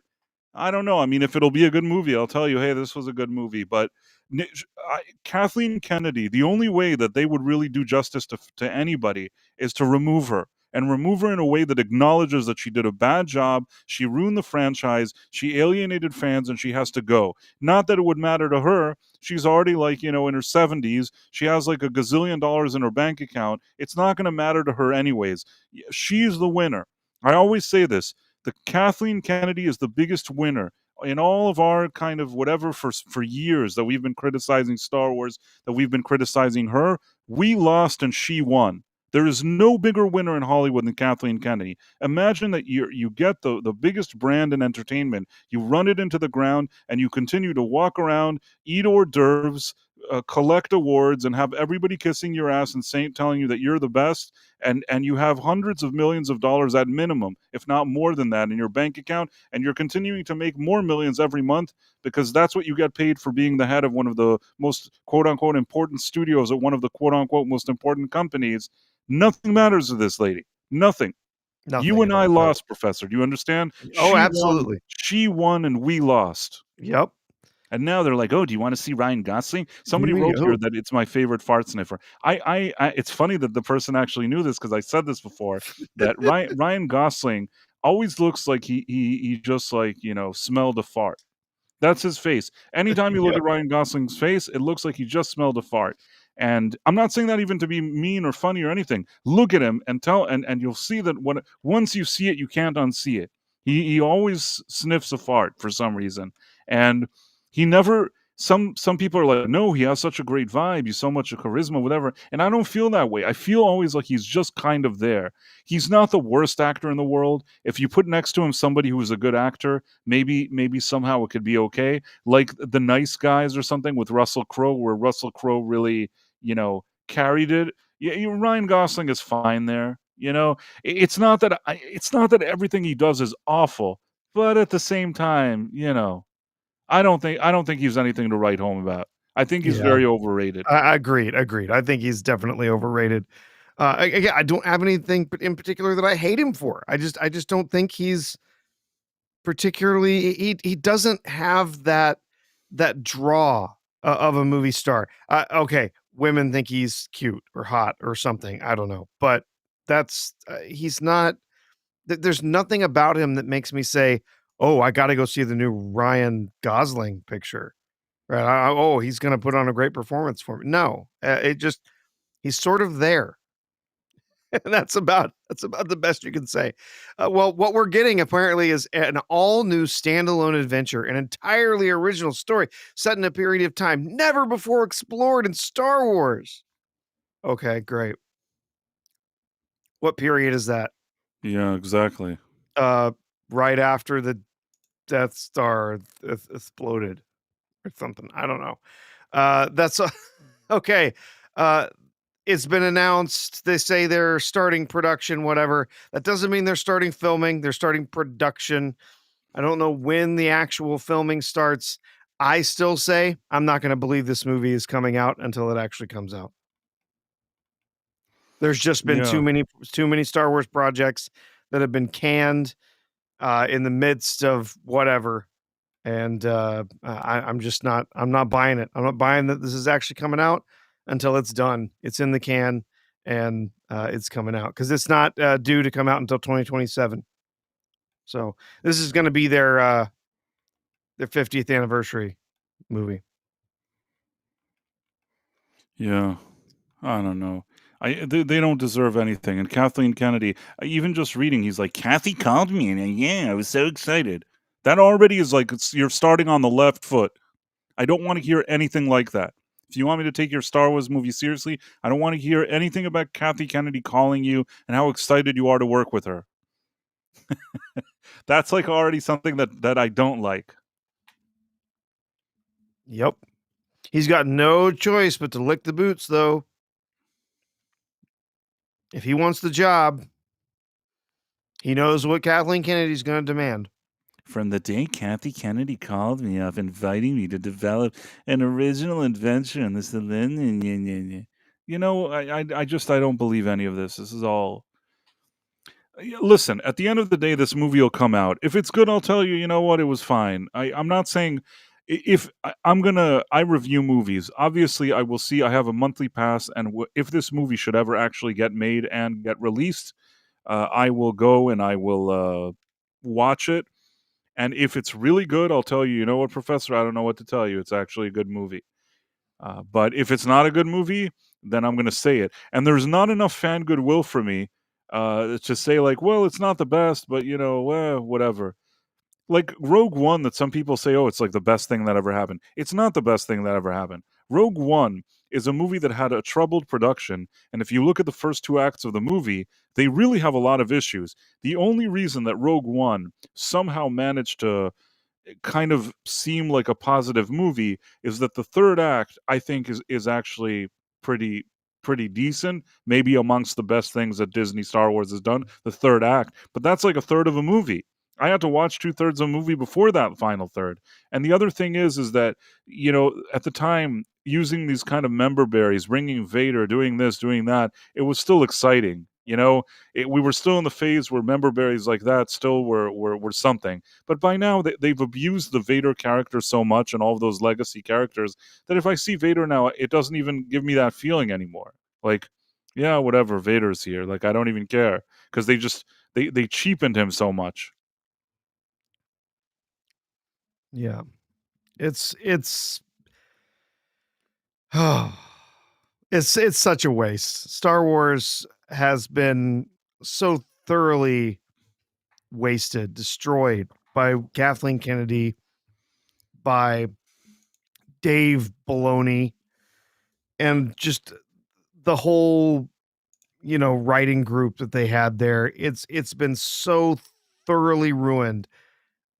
I just, there was a time I would have been thrilled at the idea of, oh, we're gonna have this cool side story, Starfighter, Newt's gonna have it, a different time, a different time we haven't explored before. There's gonna be new characters. It's gonna be really cool. No, I will say, Caleb Levine took me to task in the YouTube chat with me saying too many projects have been canned. He says, I disagree, Professor. Not enough Star Wars projects have been canned. I think I would have to revise my statement to agree with you, Caleb. Yes, not enough Star Wars projects were canned. There definitely should have been some more, including Last Jedi, including Rise of Palpatine. Absolutely. So, oof. I saw somebody talking about Last Jedi a few days ago, and just realized, like, the whole time I was listening, they were talking about it, and they weren't being like complimentary or anything. They were just sort of talking about it, and then I realized the whole time I was just like sitting there getting angrier and angrier as they talked about that freaking monstrosity of a movie. I cannot stand that film. I cannot stand what they did to Luke Skywalker in that film. Yeah, no, that's unacceptable. So bad. And like they were just talking about it, using it as an example of something, and just like all of those feelings came back. And I'm like, God, I hate Kathleen Kennedy. We And I will hate never Ryan Johnson. Those sons of bitches. Yeah, we'll never forgive Sorry, those Sean. guys. All right. Well, I guess there was a review, right? Yeah. Okay. Let me see what I can do. So there's this thing, the Dark Wolf terminal list.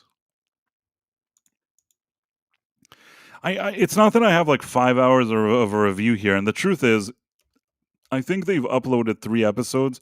I've watched the first episode, so I don't even have a lot to spoil, but I'll say what I think.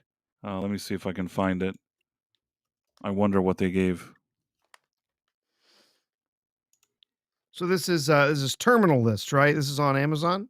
Yeah, did you see the original terminal list? I have not seen the first one. I've gotten mixed reviews on it. Some people told me they really enjoyed it. Others told me it wasn't worth their time. And so it's not anything I ever picked up. So what did you think of your first season? The Okay, original so show. the first season, I came with 0 expectations and I put it on. There were things that happened, kind of a bit of a bummer in early parts. There were some things that I liked less or was annoyed about or things like that. But I thought that it was interesting enough for me to continue to watch it. I watched the whole thing. Like I said, it was there were some graphic parts and there were some parts that were like really kind of like I said, a downer, and I don't really know how else to explain it. But if I put that aside, I actually thought it was a rather quality show. I didn't think it was bad. But the thing is and this is a part I'm not going to spoil either of the things.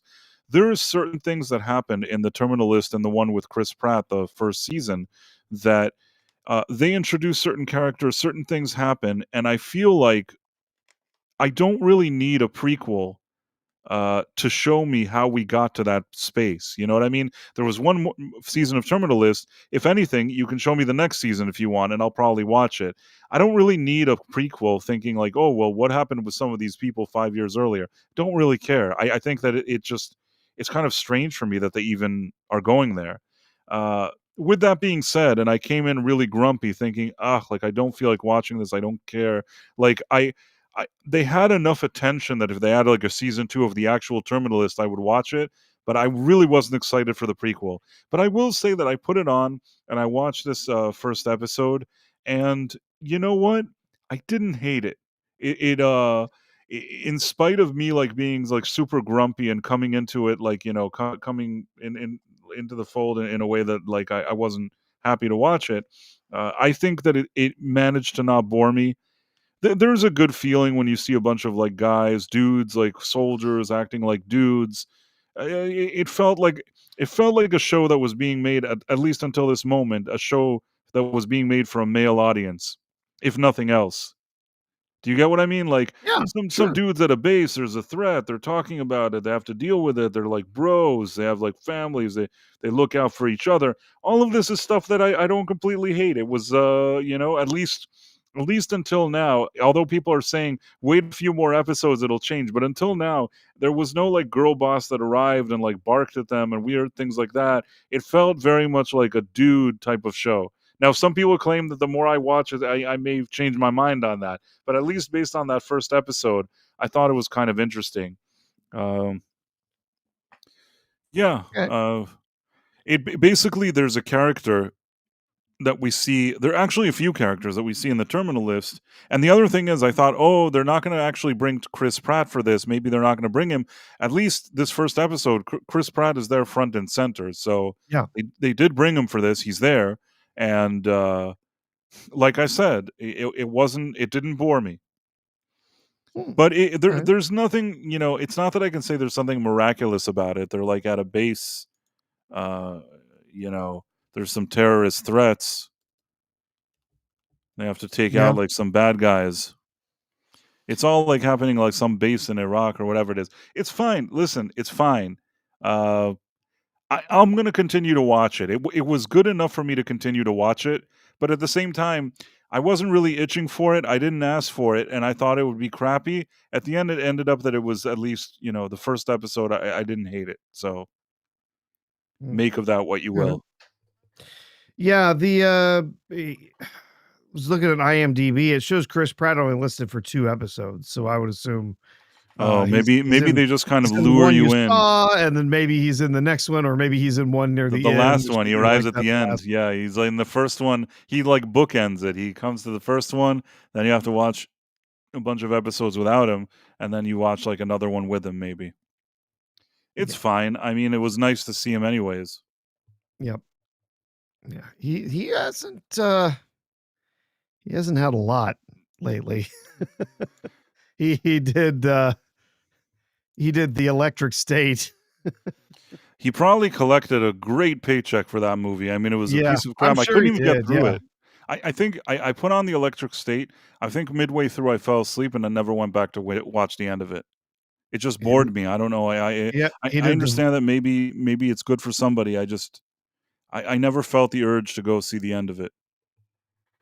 yep. He also did the voice of Garfield for the car Those are show. probably some great checks that he collects. I'm He sure did they're great checks. Mario. Yeah. This man is a check collector. He probably like is sitting on such a big pile of money.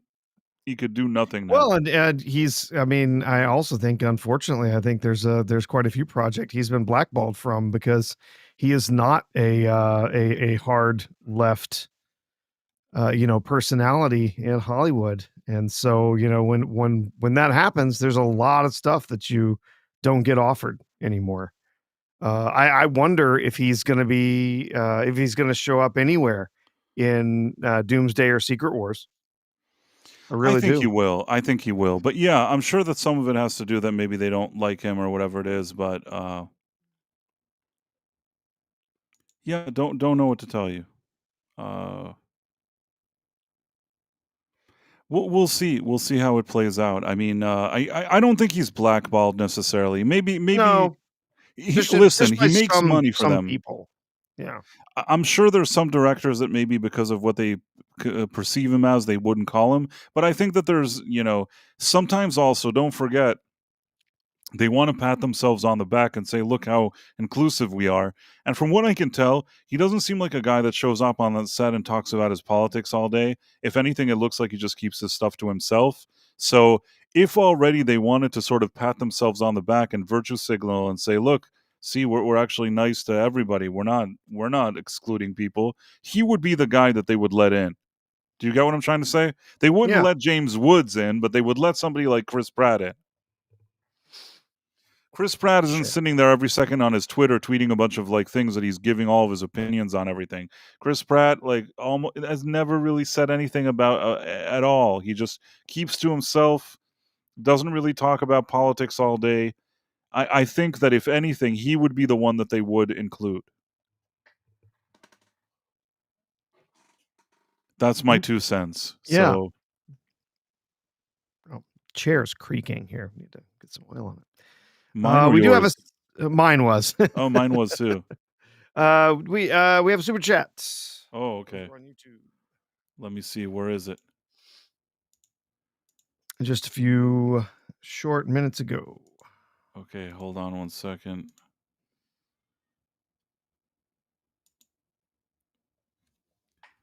I'm trying to find it. Another one from Jason Webster. Thank you, Jason. I'm just gonna find this. Okay, I found it. So I got it. Mhm.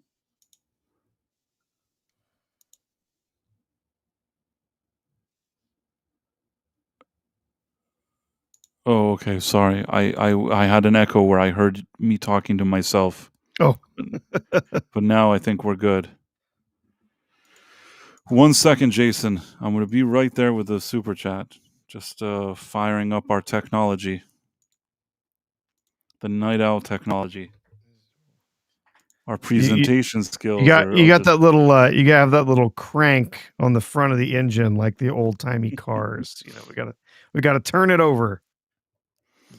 uh, watching Disney Star Wars is like hitching a ride on a Tesla truck. They both don't go anywhere. I don't Womp quite womp. understand. Does a Tesla truck not drive? I've never I driven. suppose not. I've never tried a Tesla truck. I've been in a Tesla. Have never driven one. Not like a regular car or the truck. Couldn't Yeah, really say one way or another. I mean, I'll take your word for it, but have no thoughts really one way or another. I mean, some people seem to like that Cybertruck. I assume if they yeah. bought it, maybe they enjoy it. I don't really know. Do you know anybody with a I Cybertruck? I don't know anybody uh with one. I d- uh I don't know anybody with a Cybertruck. I do know a number of people who own Teslas. I've driven a Tesla Y um, before, a friend's Tesla. He let me take for a spin. But yeah,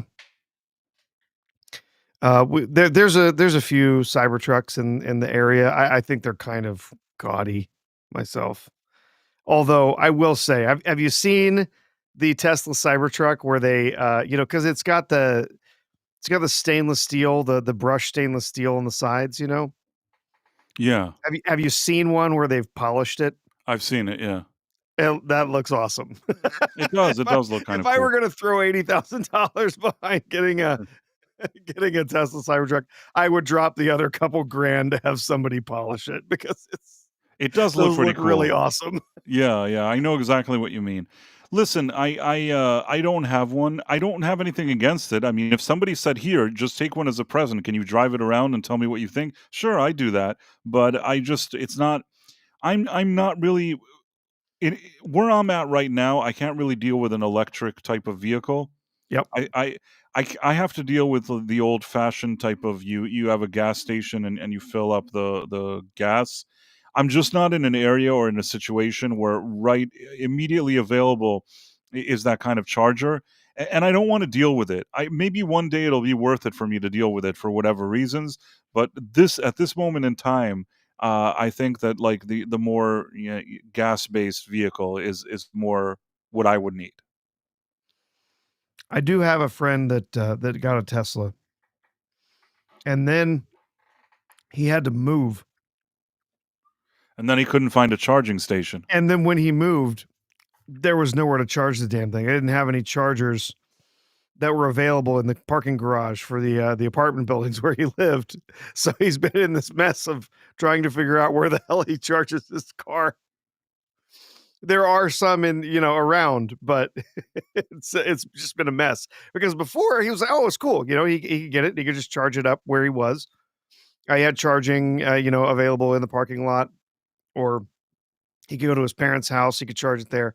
But then, then later on, yeah, he moved, and now he's like, "Oh, I didn't even think about like where was I going to charge my car when I moved to a different city into this apartment building. There's nowhere to charge my car." So that sucks. For me, it's just totally impractical. Uh, Unless it were like a second car, and the only thing I did with it was drive it in town. I've got to be able to take that car, you know, quite a ways. Like to go visit family, go on road trips with the family and stuff like that. And literally just to make it from here to my parents' house, I would not have enough mileage in one battery charge to get there. So instead of that trip taking, 4.5 hours, I've got to tack on another half hour, 45 minutes at minimum to stop and charge my car. And that's just assuming I can pull right up and use a charging station. It's getting to the point where a lot of these charging stations that are available out here in middle America, they're full all the time. So you might pull up, think, "Oh, I'm going to go grab a charging station at this stop here." You pull in, they're all in use, and so there's nowhere for you. You have to wait in line to charge. So it's a real mess. It's a real mess. If it's going to be more than just somebody who's going to be using it for in town driving, it's still just completely impractical. Yeah. I see. Yep. Well, it's not for me at this moment. Nope. When I once was in a Tesla, it seemed fine. I mean, I don't have Yeah. anything personal against it. I just it's not the right fit for me right now. Yeah. I think that's the best way to describe it. Yeah. Darren Mai over in the Rumble chat says his GF has a hybrid, works well. Never go full retar electric. Never go full electric. Yeah. So, honestly, we've actually even looked. My wife and I have looked at purchasing hybrids. We haven't bought one, but we've looked real closely at that as an option. Just because for in town driving now, you run on electric most of the time, and then you save some money there. And then when it really matters, when you've got to take the long haul trip, you've got plenty in it to get you from here to there without having to stop for a charge. So yeah, it's definitely an option. Yeah, I agree. Jason Webster says Tesla trucks are like Hummers, where there have been breakdown issues. For a time, Hummers had transmission issues. Talking within the first years of the Hummer's release, yeah, there's been some issues. I actually saw, somebody that was dealing with their Tesla Cybertruck, and they had some part that broke, and they just showed up and glued it together. The Tesla just like Here, we'll fix it. And they just used glue. But apparently it was some wild, crazy, insane Tesla glue that they that they invented for holding the car together. And so it was actually like it was a legit fix. It wasn't just like, oh, we're just gonna slap some glue on it and call it good. Like it was actually how they would repair this particular part or whatever. But it's it's strange. How did we get to electric cars? What are we talking about? I think because of the super chat. Okay, that was it. Oh, what else, Price? What else do we got to talk about tonight? Before we Uh, maybe wrap it up a little early. What else do we got to talk about? There, I Let know me you see. had What was on our agenda? you had mentioned something about Metal Gear Solid. I don't know if you had some other things to talk There about. was something about a patch. I thought Yeah, maybe you know so about. Metal Gear Solid, since this has gotten released, it was technically the release was today, I think, or no, it was yesterday. Sorry, yesterday. Now it was Thursday when it came out, and even some of the early reviews of it were not good. So this release, let's see if I can find an article real quick. This release that came out, this is Metal Gear Solid Delta, which is a remake of Metal Gear Solid 3 Snake Eater. So that game came out, oh good grief, 2003, 2006. It's a long time ago when it came out. So that was a PS2 title, I think. Early PS2 title. So they had this, so upgraded, remake of the game, all, great new graphics and everything to go along with it. Here we go. I found it. I could share this one, I think. The early reviews that were coming out of it were not flattering. In fact, a lot of people were complaining about major performance issues with this game. Uh, just like, oh look, the resolution and the quality of the models and everything so beautiful, and then it would run horribly, it would crash, all kinds of problems that were out there. Let's see if the article mentions it. New statement: Konami has acknowledged various issues. They're good, solid Delta. Well, that's good, and promises to fix them with an upcoming patch. However, the frustration on many on social media, there were no nods towards the game's overarching performance problems. On PS5 in particular, the remake suffers from low resolutions and unstable frame rate in certain locations, but its performance on the PS5 Pro is what has made headlines. And this was something I was actually watching a video about yesterday. Since you don't have any graphical options to sort of turn different stuff on and off, you simply have to run the game in the preset settings that they have. A lot of the newer games that are coming out, especially for the consoles like the PS5 and the PS5 Pro, you get to pick. You choose performance mode, you can turn this filter on, that filter on, whatever, so that you kind of get the game experience that you want out of it. If you want a higher frame rate and the graphical fidelity is a little lower, fine. If you really want the high detail, the graphical fidelity in there, and you're willing to be okay with locked in at 30 frames per second, that's fine too. And so they kind of let you choose your experience there. With this game, there's no opportunities for you to like change stuff or drop stuff out so that you can improve the performance of the game.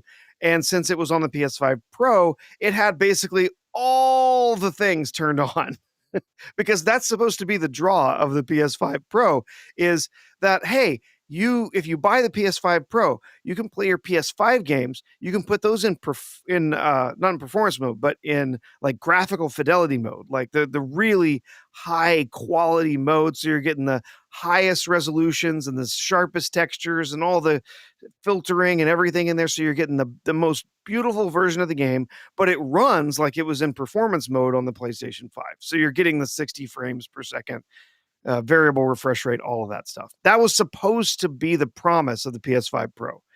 You're going to get the same graphical fidelity as if you were running in the really, high quality, lovely mode, but with the performance as well. And so far, that has not been the case.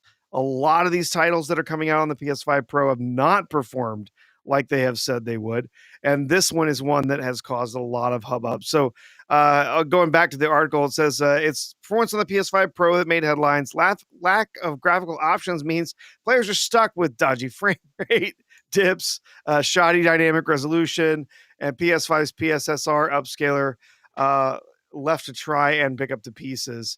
And some people are not particularly happy with the PSSR upscaler either. So, uh, they did put out a statement. They put it out on X. So Metal Gear official says that we've received reports of several issues and are preparing patches for them. I imagine, yes, you have. The game reviewers, the few that I've seen that have been talking about this, it's about the only thing they're talking about is all the issues. It's not They're not talking about the gameplay. They're not talking about whether they're enjoying themselves or not. They're not even recommending that people buy it because the issues have been so just glaringly bad. But yeah, we received reports of several issues. We'll share an update when it's ready. What do they say here? The issues that they have seen. Let's switch tabs here. Our team is currently investigating causes, working on the patch to resolve these problems. Performing an additional survival knife attack after completing a series of consecutive attacks to secure food may cause the game to crash. Removing the crocodile cap under certain conditions may cause the game to crash. Collecting food while when a hungry crocodile is nearby may cause the game to crash. Transitioning from a roll into a crawl may result in character models floating in midair. The camera switches to intrusion view. Character movement may become restricted. Opening the radar window under certain conditions may cause the game to crash. Those are all really bad things. Just playing the game causes things to crash. Fantastic. All right. So they say they're actively investigating the cause of these issues, but it will take a little longer to implement the fixes. We apologize for any inconvenience this might cause. So fascinating that they put out this title. This is one of the biggest titles that this group has put out in years, and it's struggling. They're having some major performance issues, and so there's actually been a lot of think pieces and discussion pieces on YouTube in recent days talking about like why are so many new games that are coming out have such serious performance issues, not even just when they come out, but just continually. Like it's the performance issues that are never really fixed. Part of the problem is that a lot of these game companies, they're no longer bothering to optimize their games. They're I see. building their games, especially for PC. They're just building them, they're deploying them, and they're just expecting you to have the beefiest PC with the most, expensive graphics card and everything, and that's going to be what makes it perform well. It's not about them actually going back and optimizing these games to work well anymore. And a lot of people have really started to feel it recently, I think. And a lot of people are kind of done with it. They're really tired of like, oh, great new game comes out. Oh, we're gonna get all of this, amazing new tech. It's gonna be this amazing looking game, and then they get it in their hands, and it runs terribly. Right. So, I mean, the yeah, thing is, and I was great. talking to somebody earlier today, it's like back in the day, maybe the games were simpler and there was no internet and all that stuff. But if they released a game, the game was the game. You didn't have to Yeah. wait for patches or get promised one thing, but then it's something else. And you know what I'm saying? I like the fact that there was a game and that was your game. Yep.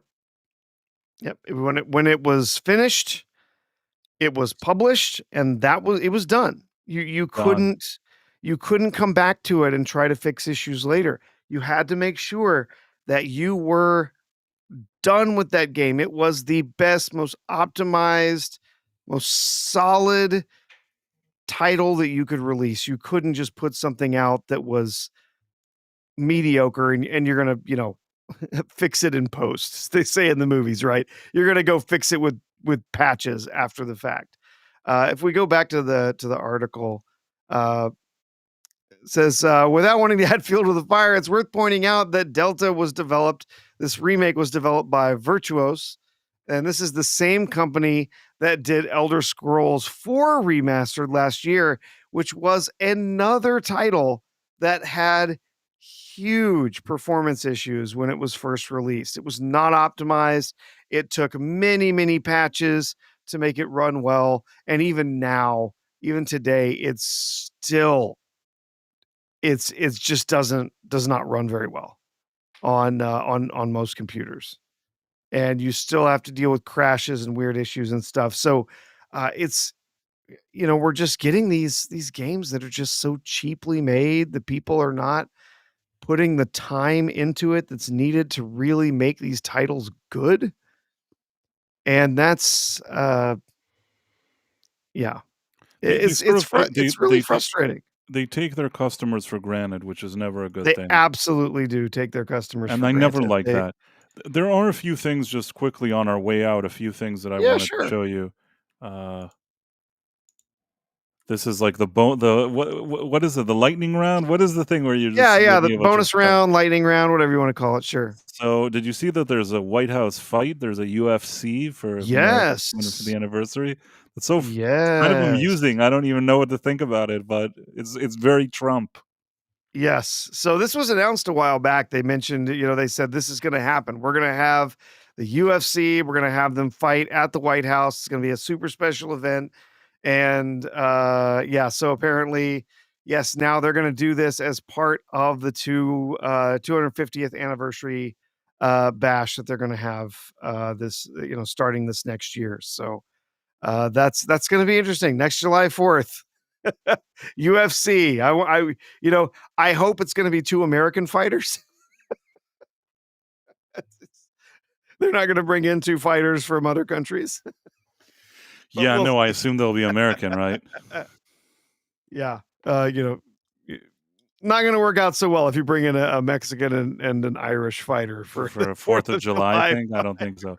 But there was also something else that was interesting. Where, first of all, I don't really know what's going on, but I guess a bunch of people are being either fired or something from Saturday Night Live. Personally, I don't even know why that show even exists anymore. It hasn't been No. funny in probably like a decade or more. But the thing is that I guess for the 51st season, like every 5 minutes now, there's another cast member that's departing. I wonder if they're being like, I assume they're being fired because where else are these people going to go? They're gonna go make their fortunes in movies, right? Well, I mean, in the past, it used to be that way, but I think that In these the guys, past, it did, but these people, no. yeah, no, these people they're not gonna, these are not these type of Adam Sandler type of people that are gonna go open a whole production company and take over Hollywood. These are guys that are just like, I can barely, when I see these announcements that they're like, oh, this actor is leaving, this actor is leaving, I don't even know who these people are.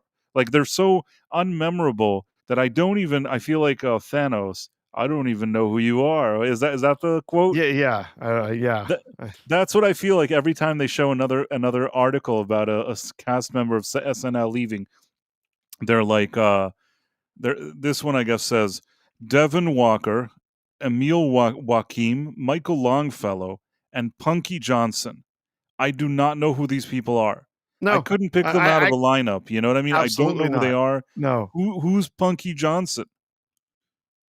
The last Punky I remember was Punky Brewster. and Say the less we talk same. about her, the better. Yes. So, yeah, it sounds like Lorne Michaels had actually indicated that they were gonna keep a lot of the current cast around for the 50th finale. Or not 50, not the finale, 50th season, all the specials and then the finale at the end. They were gonna keep the cast stable for that 50th, but he already had a lot of, had already given a lot of indications that some people might not be coming back. right? Uh, he had already made some hints that perhaps there were gonna be some people who were kept around for the 50th that if it weren't the 50th season, he probably would not have kept them around. I But, guess these are some of the there people that he's getting rid of. Never heard of them, don't know who they are, and I mean, honestly, that show has not been funny for years. I Oh, don't know if no, he can do it's anything. awful. It's absolutely awful. I think Yeah, Lauren Michaels is done. I think that no matter what he does, it's finished. The yeah. show, I think, like, has I don't wanna say has no right to exist. You never know. Maybe some, like, crazy revolution, he fires everybody, brings, like, the most interesting talent there, and the thing, somehow goes on an unexpected run where it suddenly becomes funny. Listen, I'm not the type of guy, even with Star Wars, even with whatever I told you, if I sit down to watch something and I'm going to sit down and suddenly Saturday Night Live are making me laugh every second, they replace the entire cast and put their like the funniest people in the world, and I'm like laughing nonstop. I'm going to tell you, listen, Professor, I don't know what they did. Now I'm laughing. I would say it. I'm not going to just say that it's not funny just because it's them doing it. But the truth is that I have no faith in I have no faith in him anymore. I feel like the thing is done.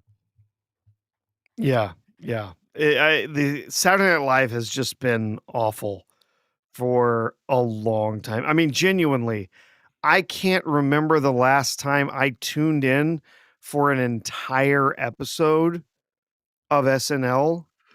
It probably was early 2000s, like 2002, 2003. Probably the last I time. think I have to Will go back and look at the cast. Like Will Ferrell was still around. I know that Right, much. Will Like, Ferrell, I think that from the moment that Will Ferrell was like, "I'm leaving," that's when I feel like it wasn't something that not that I'm saying that I went out of my way to watch, but, like, if there was something on and he's on it, this was still a point of time where I was mildly interested. The second that I knew he was leaving the show, that was like a turning point, and I don't know from the day he departed if it ever was better.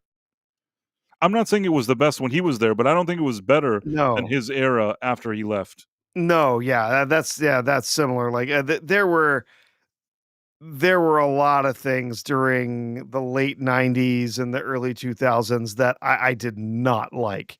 It was not something that I tuned in regularly to watch. Will Ferrell was funny. There were others on there like Chris Kattan that I could not stand. Yeah, I would every now and then I might tune in to watch an episode or something, but it was not something I was regularly showing up for.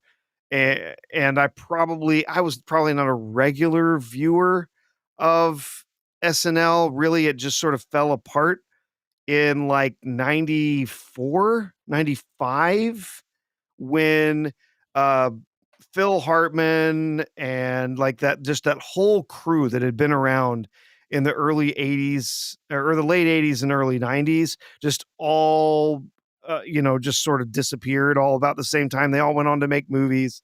They all went on to make other shows and stuff. And you lost Chris Farley, you lost Adam Sandler, you lost Dana Carvey, you lost just this whole crew that had been together for years and made some of the funniest stuff I've ever seen. And I found at one point there was a streamer on Twitch that was showing old episodes of Saturday Night Live. And actually, it was like a commentary thing. They were like reviewing them and talking about them after the fact. But they were showing these and just going back and watching some of this, going, "Oh my god, I just remember these," and just rolling laughing at some of this stuff that was just I mean, some of it was just ridiculous. It was so silly, but it was funny. It was genuinely funny. And then yeah, the SNL just went downhill so hard in the late 2000s or in the early 2000s where I couldn't care less. There was nothing there that I wanted to see. I didn't care for, the people who were doing the weekend update. I didn't care for any of that stuff. And the show just yeah, for like 20 years, it just hasn't been funny.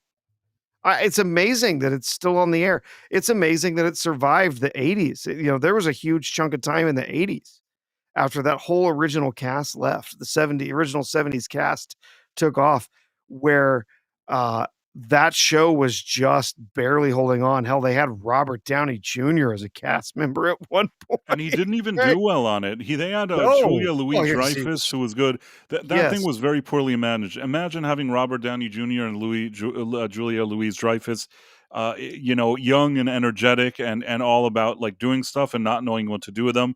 I think, I'm trying to think if maybe, Larry David was a writer. There was a lot Conan maybe. There was a lot of good Conan was a people writer there. for a bit in the late '80s, yeah. They The completely didn't know what to do with them. It's like there was talent there, just nobody knew where to take the show. yeah. Uh, First of all, in the late '70s, there was one time that those original Chevy Chase and those other Belushi, whatever, when they were in trouble, I think that Eddie Murphy really gave them a new life. Once he joined, Yes. it Yes, kind he of did. gave them new wind, Eddie Murphy. And then he left, and I think that that's when they had those kind of Robert Downey Jr. and Julia Louis-Dreyfus years, which were considered bad, but I think they just didn't know what to do with them. Then you had a situation where they had like Dana Carvey, John Lovitz. You had Mike Myers then stepped in. This is gradually building up. Those kind of Tim Meadows, Phil Hartman, Daryl.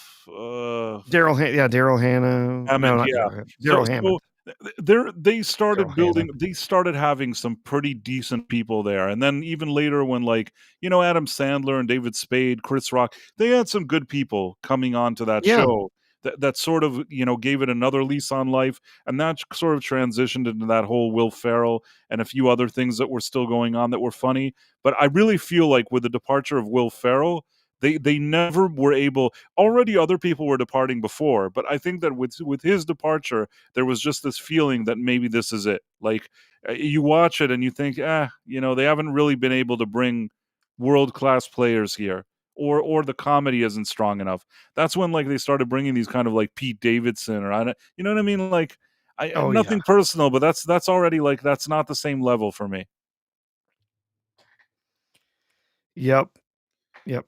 What do you think about Bella Ramsey telling people that they shouldn't watch season 3? I agree, Bella. Nobody needs to watch season 3 of this show. Nobody needs to watch season 2 of this show. In fact, you know what? You can probably just forget the show altogether.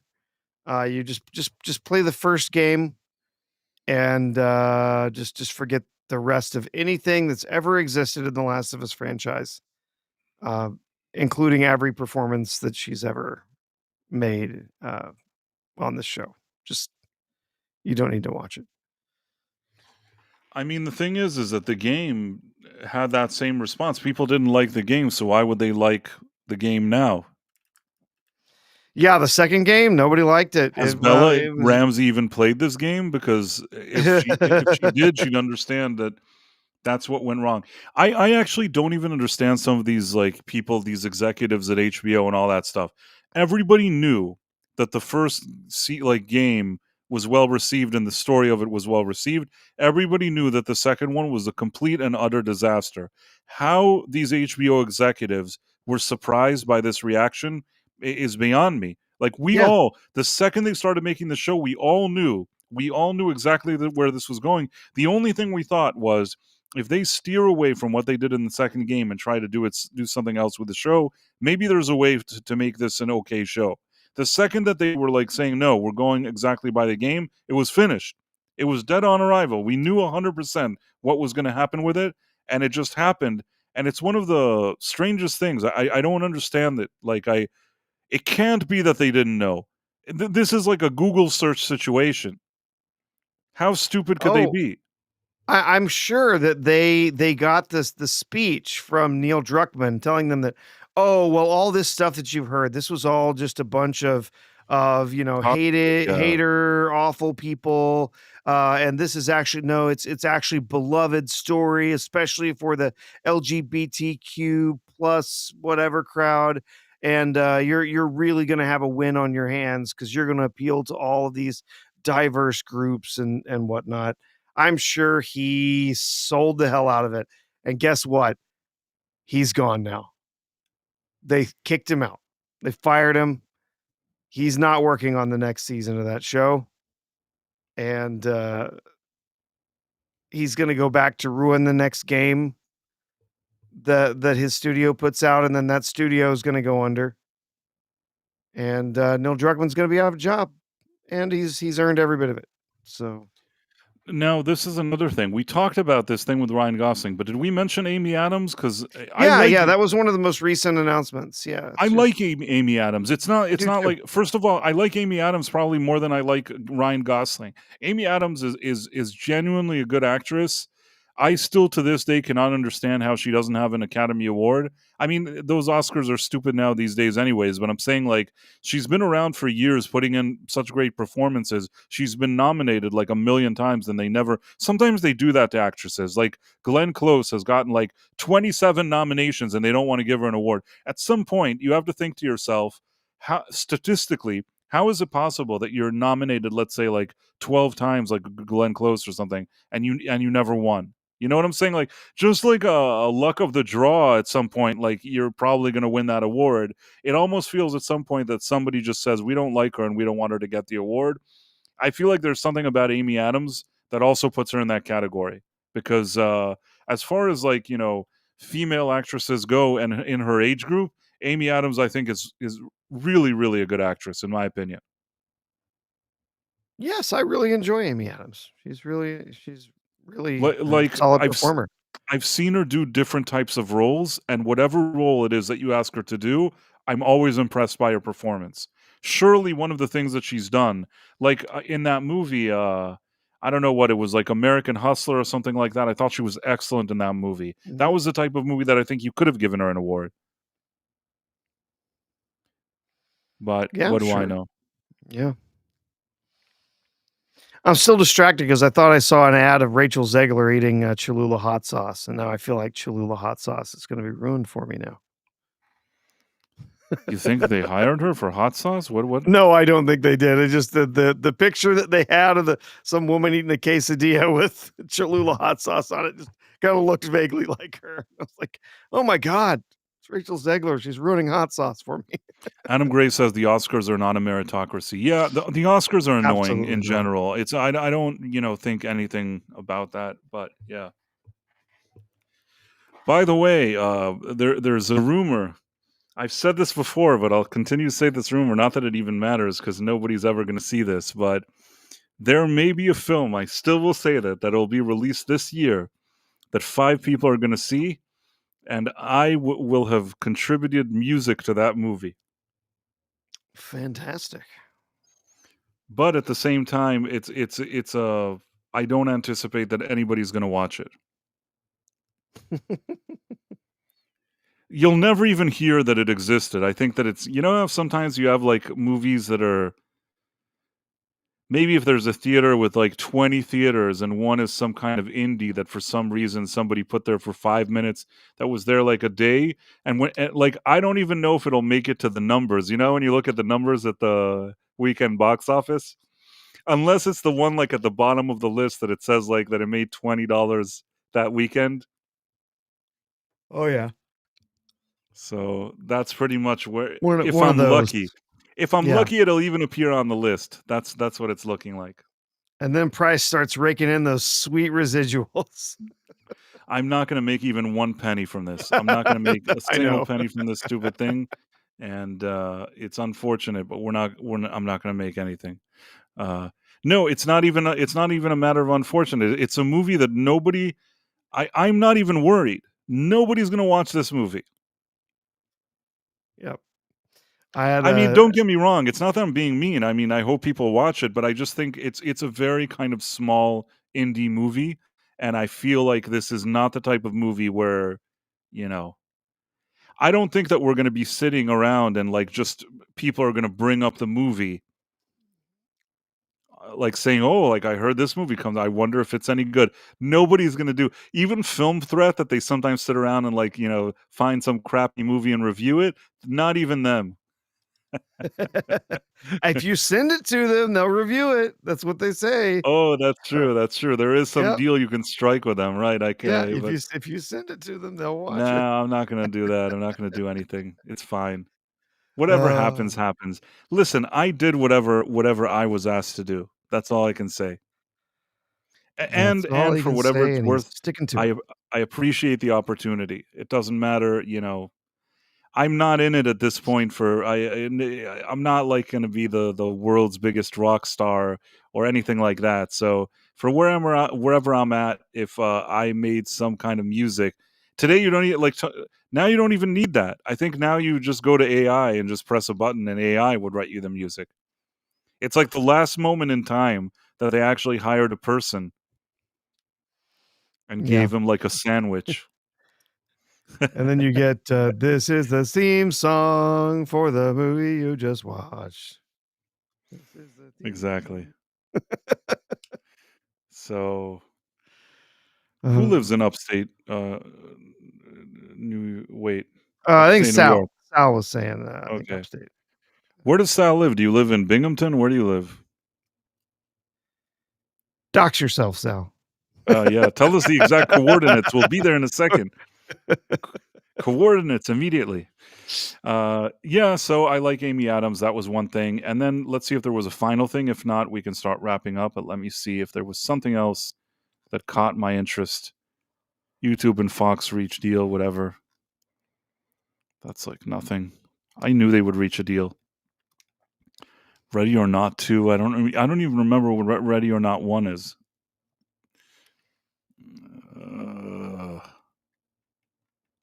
What's the Thursday Murder Club? I don't even know what that is. I don't know. I saw something about it the other day. Uh, looked it looks silly to me. So yeah, not really Oh, I up guess my alley. there's a new comedy starring George Clooney from Noah Baumbach on Netflix. Let me tell you something. Noah Baumbach, in my opinion, I don't know. Maybe this will end up being a good movie. Okay, I don't know. In my opinion, Noah Baumbach is some weird sham. Okay, I don't know who decided. Somebody's like, this guy's so artsy. He's so cool. He's so funny. Him and his wife Greta Gerwig are the best. They're so funny. They're so great. I have yet to see something that these guys do that's not some piece of crap. I have no you know how I can smell this from miles away when there's like a ploy that they take a few people and put them on a pedestal and pretend like they're the it people and there's something so talented about them. They wrote the Barbie movie together. They wrote the screenplay. They were the geniuses that wrote the screenplay for the Barbie movie. I'm sorry. That movie, forget about it, like all the messaging and whatever. The screenplay sucked that screenplay. It Yeah, was a yeah, piece of shit. Sorry, Sean. So, and they're always like, "Oh no, Baumbach and Greta Gerwig. We need to give them more awards." We're talking about the Oscars. These guys walk into an Oscar like they immediately get awards for some reason. I have no idea. They suck. And now they're doing a yeah. movie with George Clooney, who also kind of sucks. I mean, fine. Listen, before all his more recent like political stuff and grandstanding and virtue signaling and crap, you know, if there was like an Ocean's 11 type of movie and there's like 10 actors there and he's one of them, he's fine for that. He's not like a kind of guy that I would actually go out of my way thinking, "Wow, Clooney is in it. Wow, that's a good movie here." I don't think much of him, but he's very lucky. He must be a good politician. I'll give him that because he managed to like finagle his way into Coen Brothers productions and a few things. Honestly, I don't know why the Coen Brothers would be so eager to work with him. I think that like he's not that great in my opinion. Just my own take. Hmm. But he was very lucky. He was very lucky. And now I guess they're trying to remake Scarface. Who wants all this crap? You Yeah, don't I'll make say you Greta Gerwig's next project that she's got coming up is going to be a disaster. So, what is it, like 7 oh, gay people baking cinnamon? no, it's the Narnia that she's making for Netflix. No, whatever. It's going to be an She absolute disaster. You know what you want to do? You want to adapt a set of stories that's popular with Christians and traditional values. You want some feminists to adapt that and change the Jesus allegory lion into a woman. Yeah, I've got news for you. The audience that you did have for that movie, the audience you did have for this series of films is gone. You tried to yeah, wokeify something that you cannot wokeify, and you screwed the pooch. your movie is dead on arrival. No audience that you would have had built in to go see Chronicles of Narnia films is going to bother showing up. You screwed yourself. So, yeah, I don't care if it's Meryl Streep. You don't turn one of the central characters in the entire series of books into a woman. That's I agree with you 100%. And it's also, I want to completely tell you, ruined.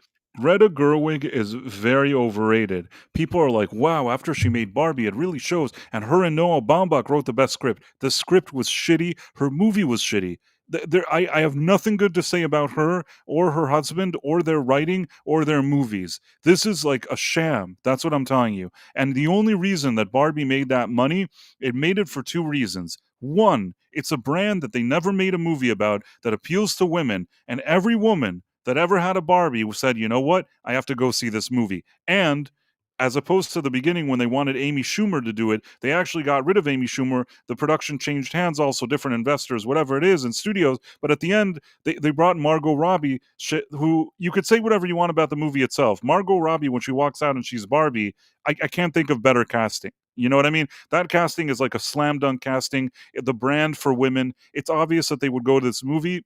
It was a pop culture event. There was also the Barbenheimer that made it like luckier for them. So basically, it was as if they just like happened to win the grand prize jackpot. But I don't think that there's anything in that movie that proved that Greta Gerwig is anything beyond just like a mediocre writer director that's completely overrated. And Stephen Mack, he was okay. Listen, if I don't know who you are like in real life, but I'm saying if you now walked onto a set with the Coen brothers and they said, we want you in our movie, and they had some kind of vision and they'd work with you on getting like a good performance out of you, you better believe that that would probably be, you'd do better than you think you would do. They're like the best to work with. They know exactly what needs to happen. It's like it's a treat that you get to work with such directors. He's very lucky. Now, within that context, did he do okay? Sure, he was okay in those Coen Brothers situations. But even when I watch movies of the Coen Brothers with him in it, even back in the day, this isn't recent. I never thought that he was one of those more standout ones. John Goodman, when he's in a Coen Brothers movie, that's like a home run. George Clooney, he's all right. You know what I mean? Even when you see a movie like Burn After Reading, where you had George Clooney and Brad Pitt in that movie, I actually like think that Brad Pitt was more memorable in that movie. I enjoyed Brad Pitt's Mhm. character and his performance more than George Clooney. He was okay in it, I guess. It's fine. It's not the end of the world, but I don't think he's such a big deal. If he wasn't this kind of like inner Hollywood politician guy, I don't know if he'd be in the place that he's at. The kind of look he has, this kind of like, the Mr. Hollywood branding that he built for himself, all of that is very smart. But I don't know if we're just looking at talent alone, if he's like the best actor. Do you get what I'm saying? Gotcha. No, I listen. Building a brand in Hollywood and having all these companies give you sponsorships and walking around and becoming like a brand, that's not nothing. It's not that everybody could do it. I mean, I give him credit. He did it. But I still think that he's not the best actor in the world. Mhm. It's fine. There's other actors like, Dwayne The Rock Johnson isn't the best actor. Neither is like John Cena or whatever it is. There's a lot of actors that aren't like the best actors. Keanu Reeves is a very likable guy. I don't know if he's the best actor, but he has like a likability aspect to him. There's plenty of actors I can give you that are not necessarily the best in the world, and you still enjoy seeing a movie with them. George Clooney is the type of guy that you see it to get the George Clooney vibe, if you like that or not. He's not really. I've never seen him like do like a range of 70 different characters that he could play. He's basically kind of George Clooney in all of them, and I guess how much you like the movie with him in it depends on how much you like him. Just my 2 Yep. cents. I don't know why I went Yep. on this rant. No, it's all right. It's okay. And I think that, we can those are wrestlers. Yeah, maybe John Cena is better than George Clooney. I'm just kidding. I don't know. Uh, didn't have a Barbie, didn't see it. Elizabeth Quince is good people. I feel like her and I like understand each other. In any case, Barbie had a rambling, aimless rant about it. Yeah, it had some weird crap in it. In any case, I think, Professor, do we have lists Yes, of people? we do. There's sent you the list from Rumble, and I will. On Rumble, we have Tim Hayes, Sal the Hamster, who's a member. Thank you, subscriber. Elizabeth Quince, also a member. Radio Streamer, also a member. Dude Bro, Seth420, Empress NM, Yona Aniwadi, and Darren Mai. If I missed a member, I'm sorry. I didn't look to see if I hope I didn't make a mistake, but I'm grateful for all of you and nice to see you all here. Do you have the YouTube or you want to do Yeah. the YouTube? Yeah, I'll do the YouTube. Yeah, so yeah, I was just looking back through the memberships here, and yeah, I think Radio Streamer is also so yeah, Radio Streamer, Sally Hamster, Elizabeth Quince, they were all members. So yeah, let's see here. We had FKHC 2005, Jim Noxious, Tim Hayes, Caleb Levine, Mur Rockstro, Tex Rogers, Scarif Scuttlebutt podcast popped in for a few minutes to let us know that he was holding you up. Ro was making sure you couldn't make it to your next show price. So uh Tomahawk 511, Tracy Alexander, Badfoot, K Roberts, Jonathan Conroy, Kendrick Lama, Chris Martinez, Davion Donaldson, Ams S, Samsung, Sebrew 1138, who also joined as a subscriber, as a member over on YouTube today. Appreciate that. Zunar J5, Sean Green, Obi Dean, Bishop Judas, I have no dick, Jason Webster, Keely Chow, Marla Sharondoff, Adam Gray, Stephen Mack, Granola Grin, and Dave C. Of course, if you haven't yet subscribed or followed us on Rumble, if you haven't signed up, you should do all of that stuff. Just throwing that out there. And Professor, if you had some stuff you wanted to plug, you can also do that at any given moment. Yeah, so obviously, come back and hang with us, me and Price again on Tuesday next week. We'll be chatting about whatever. We do have a Rumble rant. We'll get back to that here in a minute. The next big thing would be that I will be on B-roll stage for B-sides tomorrow night, 9 p.m. Eastern, and we'll be watching a movie, hanging out, playing some games, doing a little riffing, having a little fun together. So come hang out with us. B-roll stage on YouTube, B-roll stage on Rumble. You can join us over there as well, and yeah, we'll have a good time.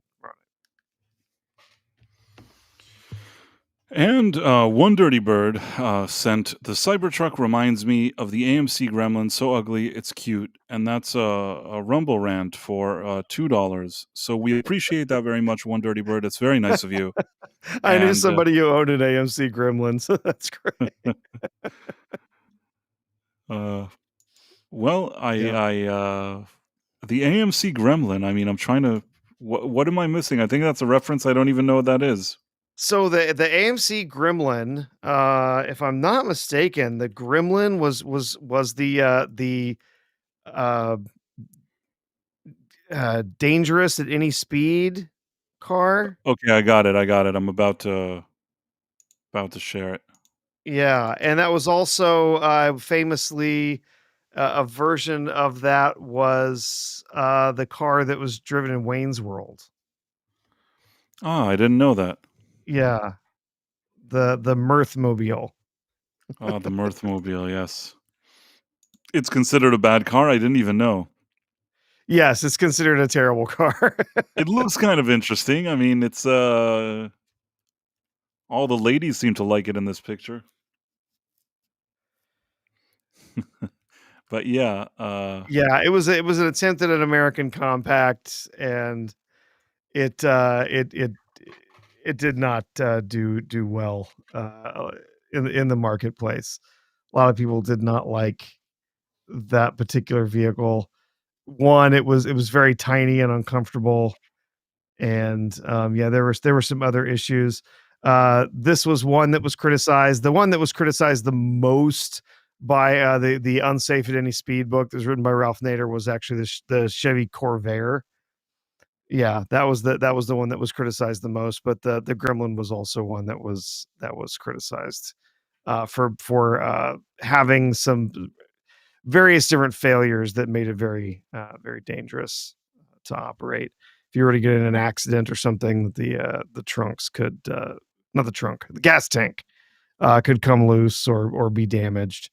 And that was just part of it, just being such a compact little vehicle. So yeah, it was the Corvair that was the one that was the biggest point of contention uh, for that Unsafe at Any Speed book. Yeah.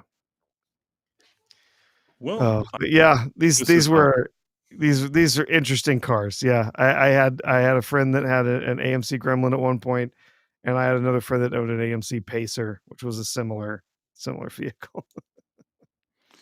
And Well, then my first car was an AMC, in fact.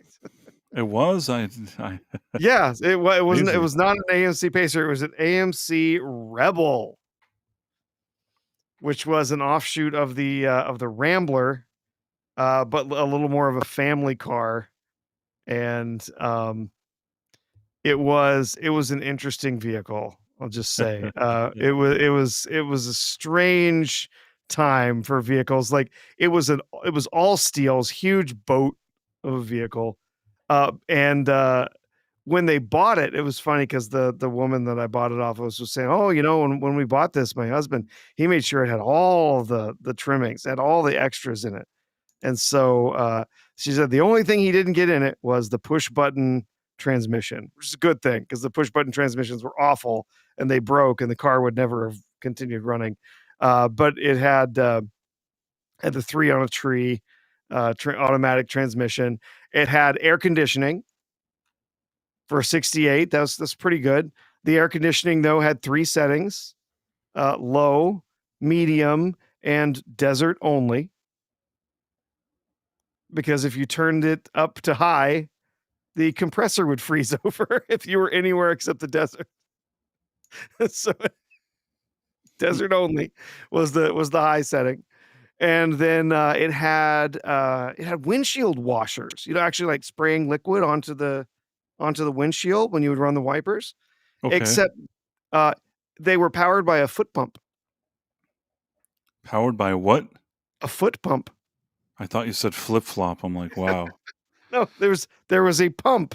There was an extra up by You had to you use had your the foot to make gas the thing the work? gas and the brake, and then there was a little pump over here. You had this little foot pump, and you would pump it with your foot, And and then it would clean the windshield? that's what would squirt the water up out onto the windshield. This sounds like the Flintstones, the way you're describing it. I feel I could just see, like, Fred and Barney in this Oh vehicle. my god, it was the quirkiest, weirdest car. It didn't it instead of bucket seats in front, it had a bench seat in front like a truck. So it had a bench seat in back and it had a bench seat in the front, and it was vinyl. So you were either stuck to it or you were sliding all over the place. You were never anywhere in between. It, it was the quirkiest, weirdest car. And and in one way I kind of loved it, and another it was just it was awful. So Well, that happens. Sometimes you have yeah, a car that may it's your not be first great, but car. Everybody gets to have wild experiences with their first car. exactly. I've Adam Gray says, Yeah, to go drop ahead. by B-Sides tomorrow and play some party games with R2 and the crew. You should definitely Yes. do that. Yeah, I we'll do was that. a guest, just a few weeks ago, and it was a really fun time, and if you're not checking out, B-Sides, then you're really missing out, so just wanted to throw that out there. And Sal the hamster said, "My first car was a '91 Dodge Dynasty." That's cool. Yeah, yeah. Everyone gets that fun first experience with their car. My second car was the most boring car ever. Just a Honda Accord. Hey, you know what? Hondas are you could say that they're boring, but they do whatever they're supposed to do. I don't dislike Oh, Honda no, at all. Hondas are as pedestrian as they might be, they're great vehicles. They run forever. I never had any real serious. The only problem I ever had with that car was the clutch going out. It had kind of rough clutch because it was a manual, but that was the only trouble I ever had with that car, even though I it mean, was personally, fairly I would old steer when away I got a from hold like of a it. stick shift, but Yeah, aside from that, you like driving a stick shift? not particularly, no. I've never been one that really enjoyed. I know how to drive a manual, but I've never been fond of manuals. I I mean, prefer I to just assume that go maybe at automatic. the time you got your Accord, maybe it was a few dollars cheaper because it It was a was a stick lot shift. cheaper, yes. I see. So it was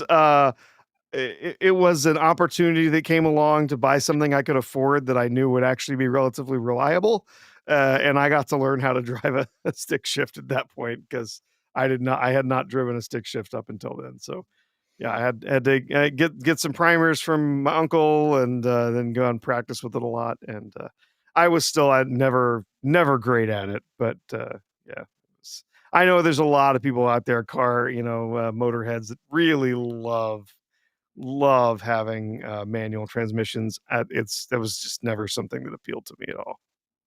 So, I understand. oh, hey, we kept going long enough that Elizabeth Quince could finish the dishes. So I guess we can call it quits for tonight, That was Chris. our whole goal. We just wanted to make sure she finished. And Adam Gray says Price was a great guest despite all our tech troll. No, it was fun. It was fun. I actually contributed to the solution. Yeah. I wasn't a part of the problem. I was a part of the solution. Darren Mai says first car, 74 Chevy Nova hatchback.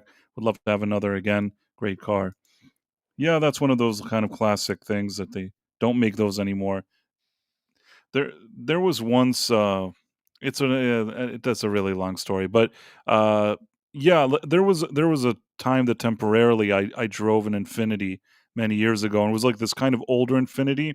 They don't even make such cool Infinities anymore. The ones that they have now don't even they seem like cheaper. I don't really know how to explain it, but they Yeah. don't they Yeah. don't look cool like like the older ones did, but that happens sometimes. Mhm. Yep.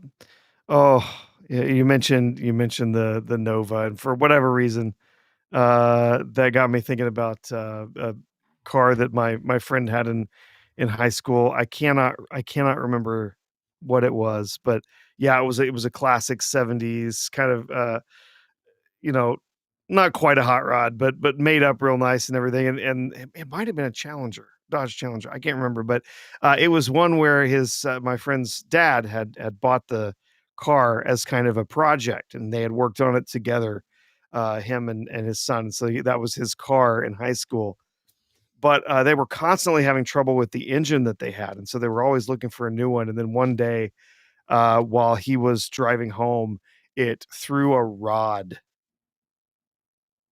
and, just, like, destroyed a bunch of the undercarriage of the car. It's terrifying. So, yeah, oh, just awful. Yep.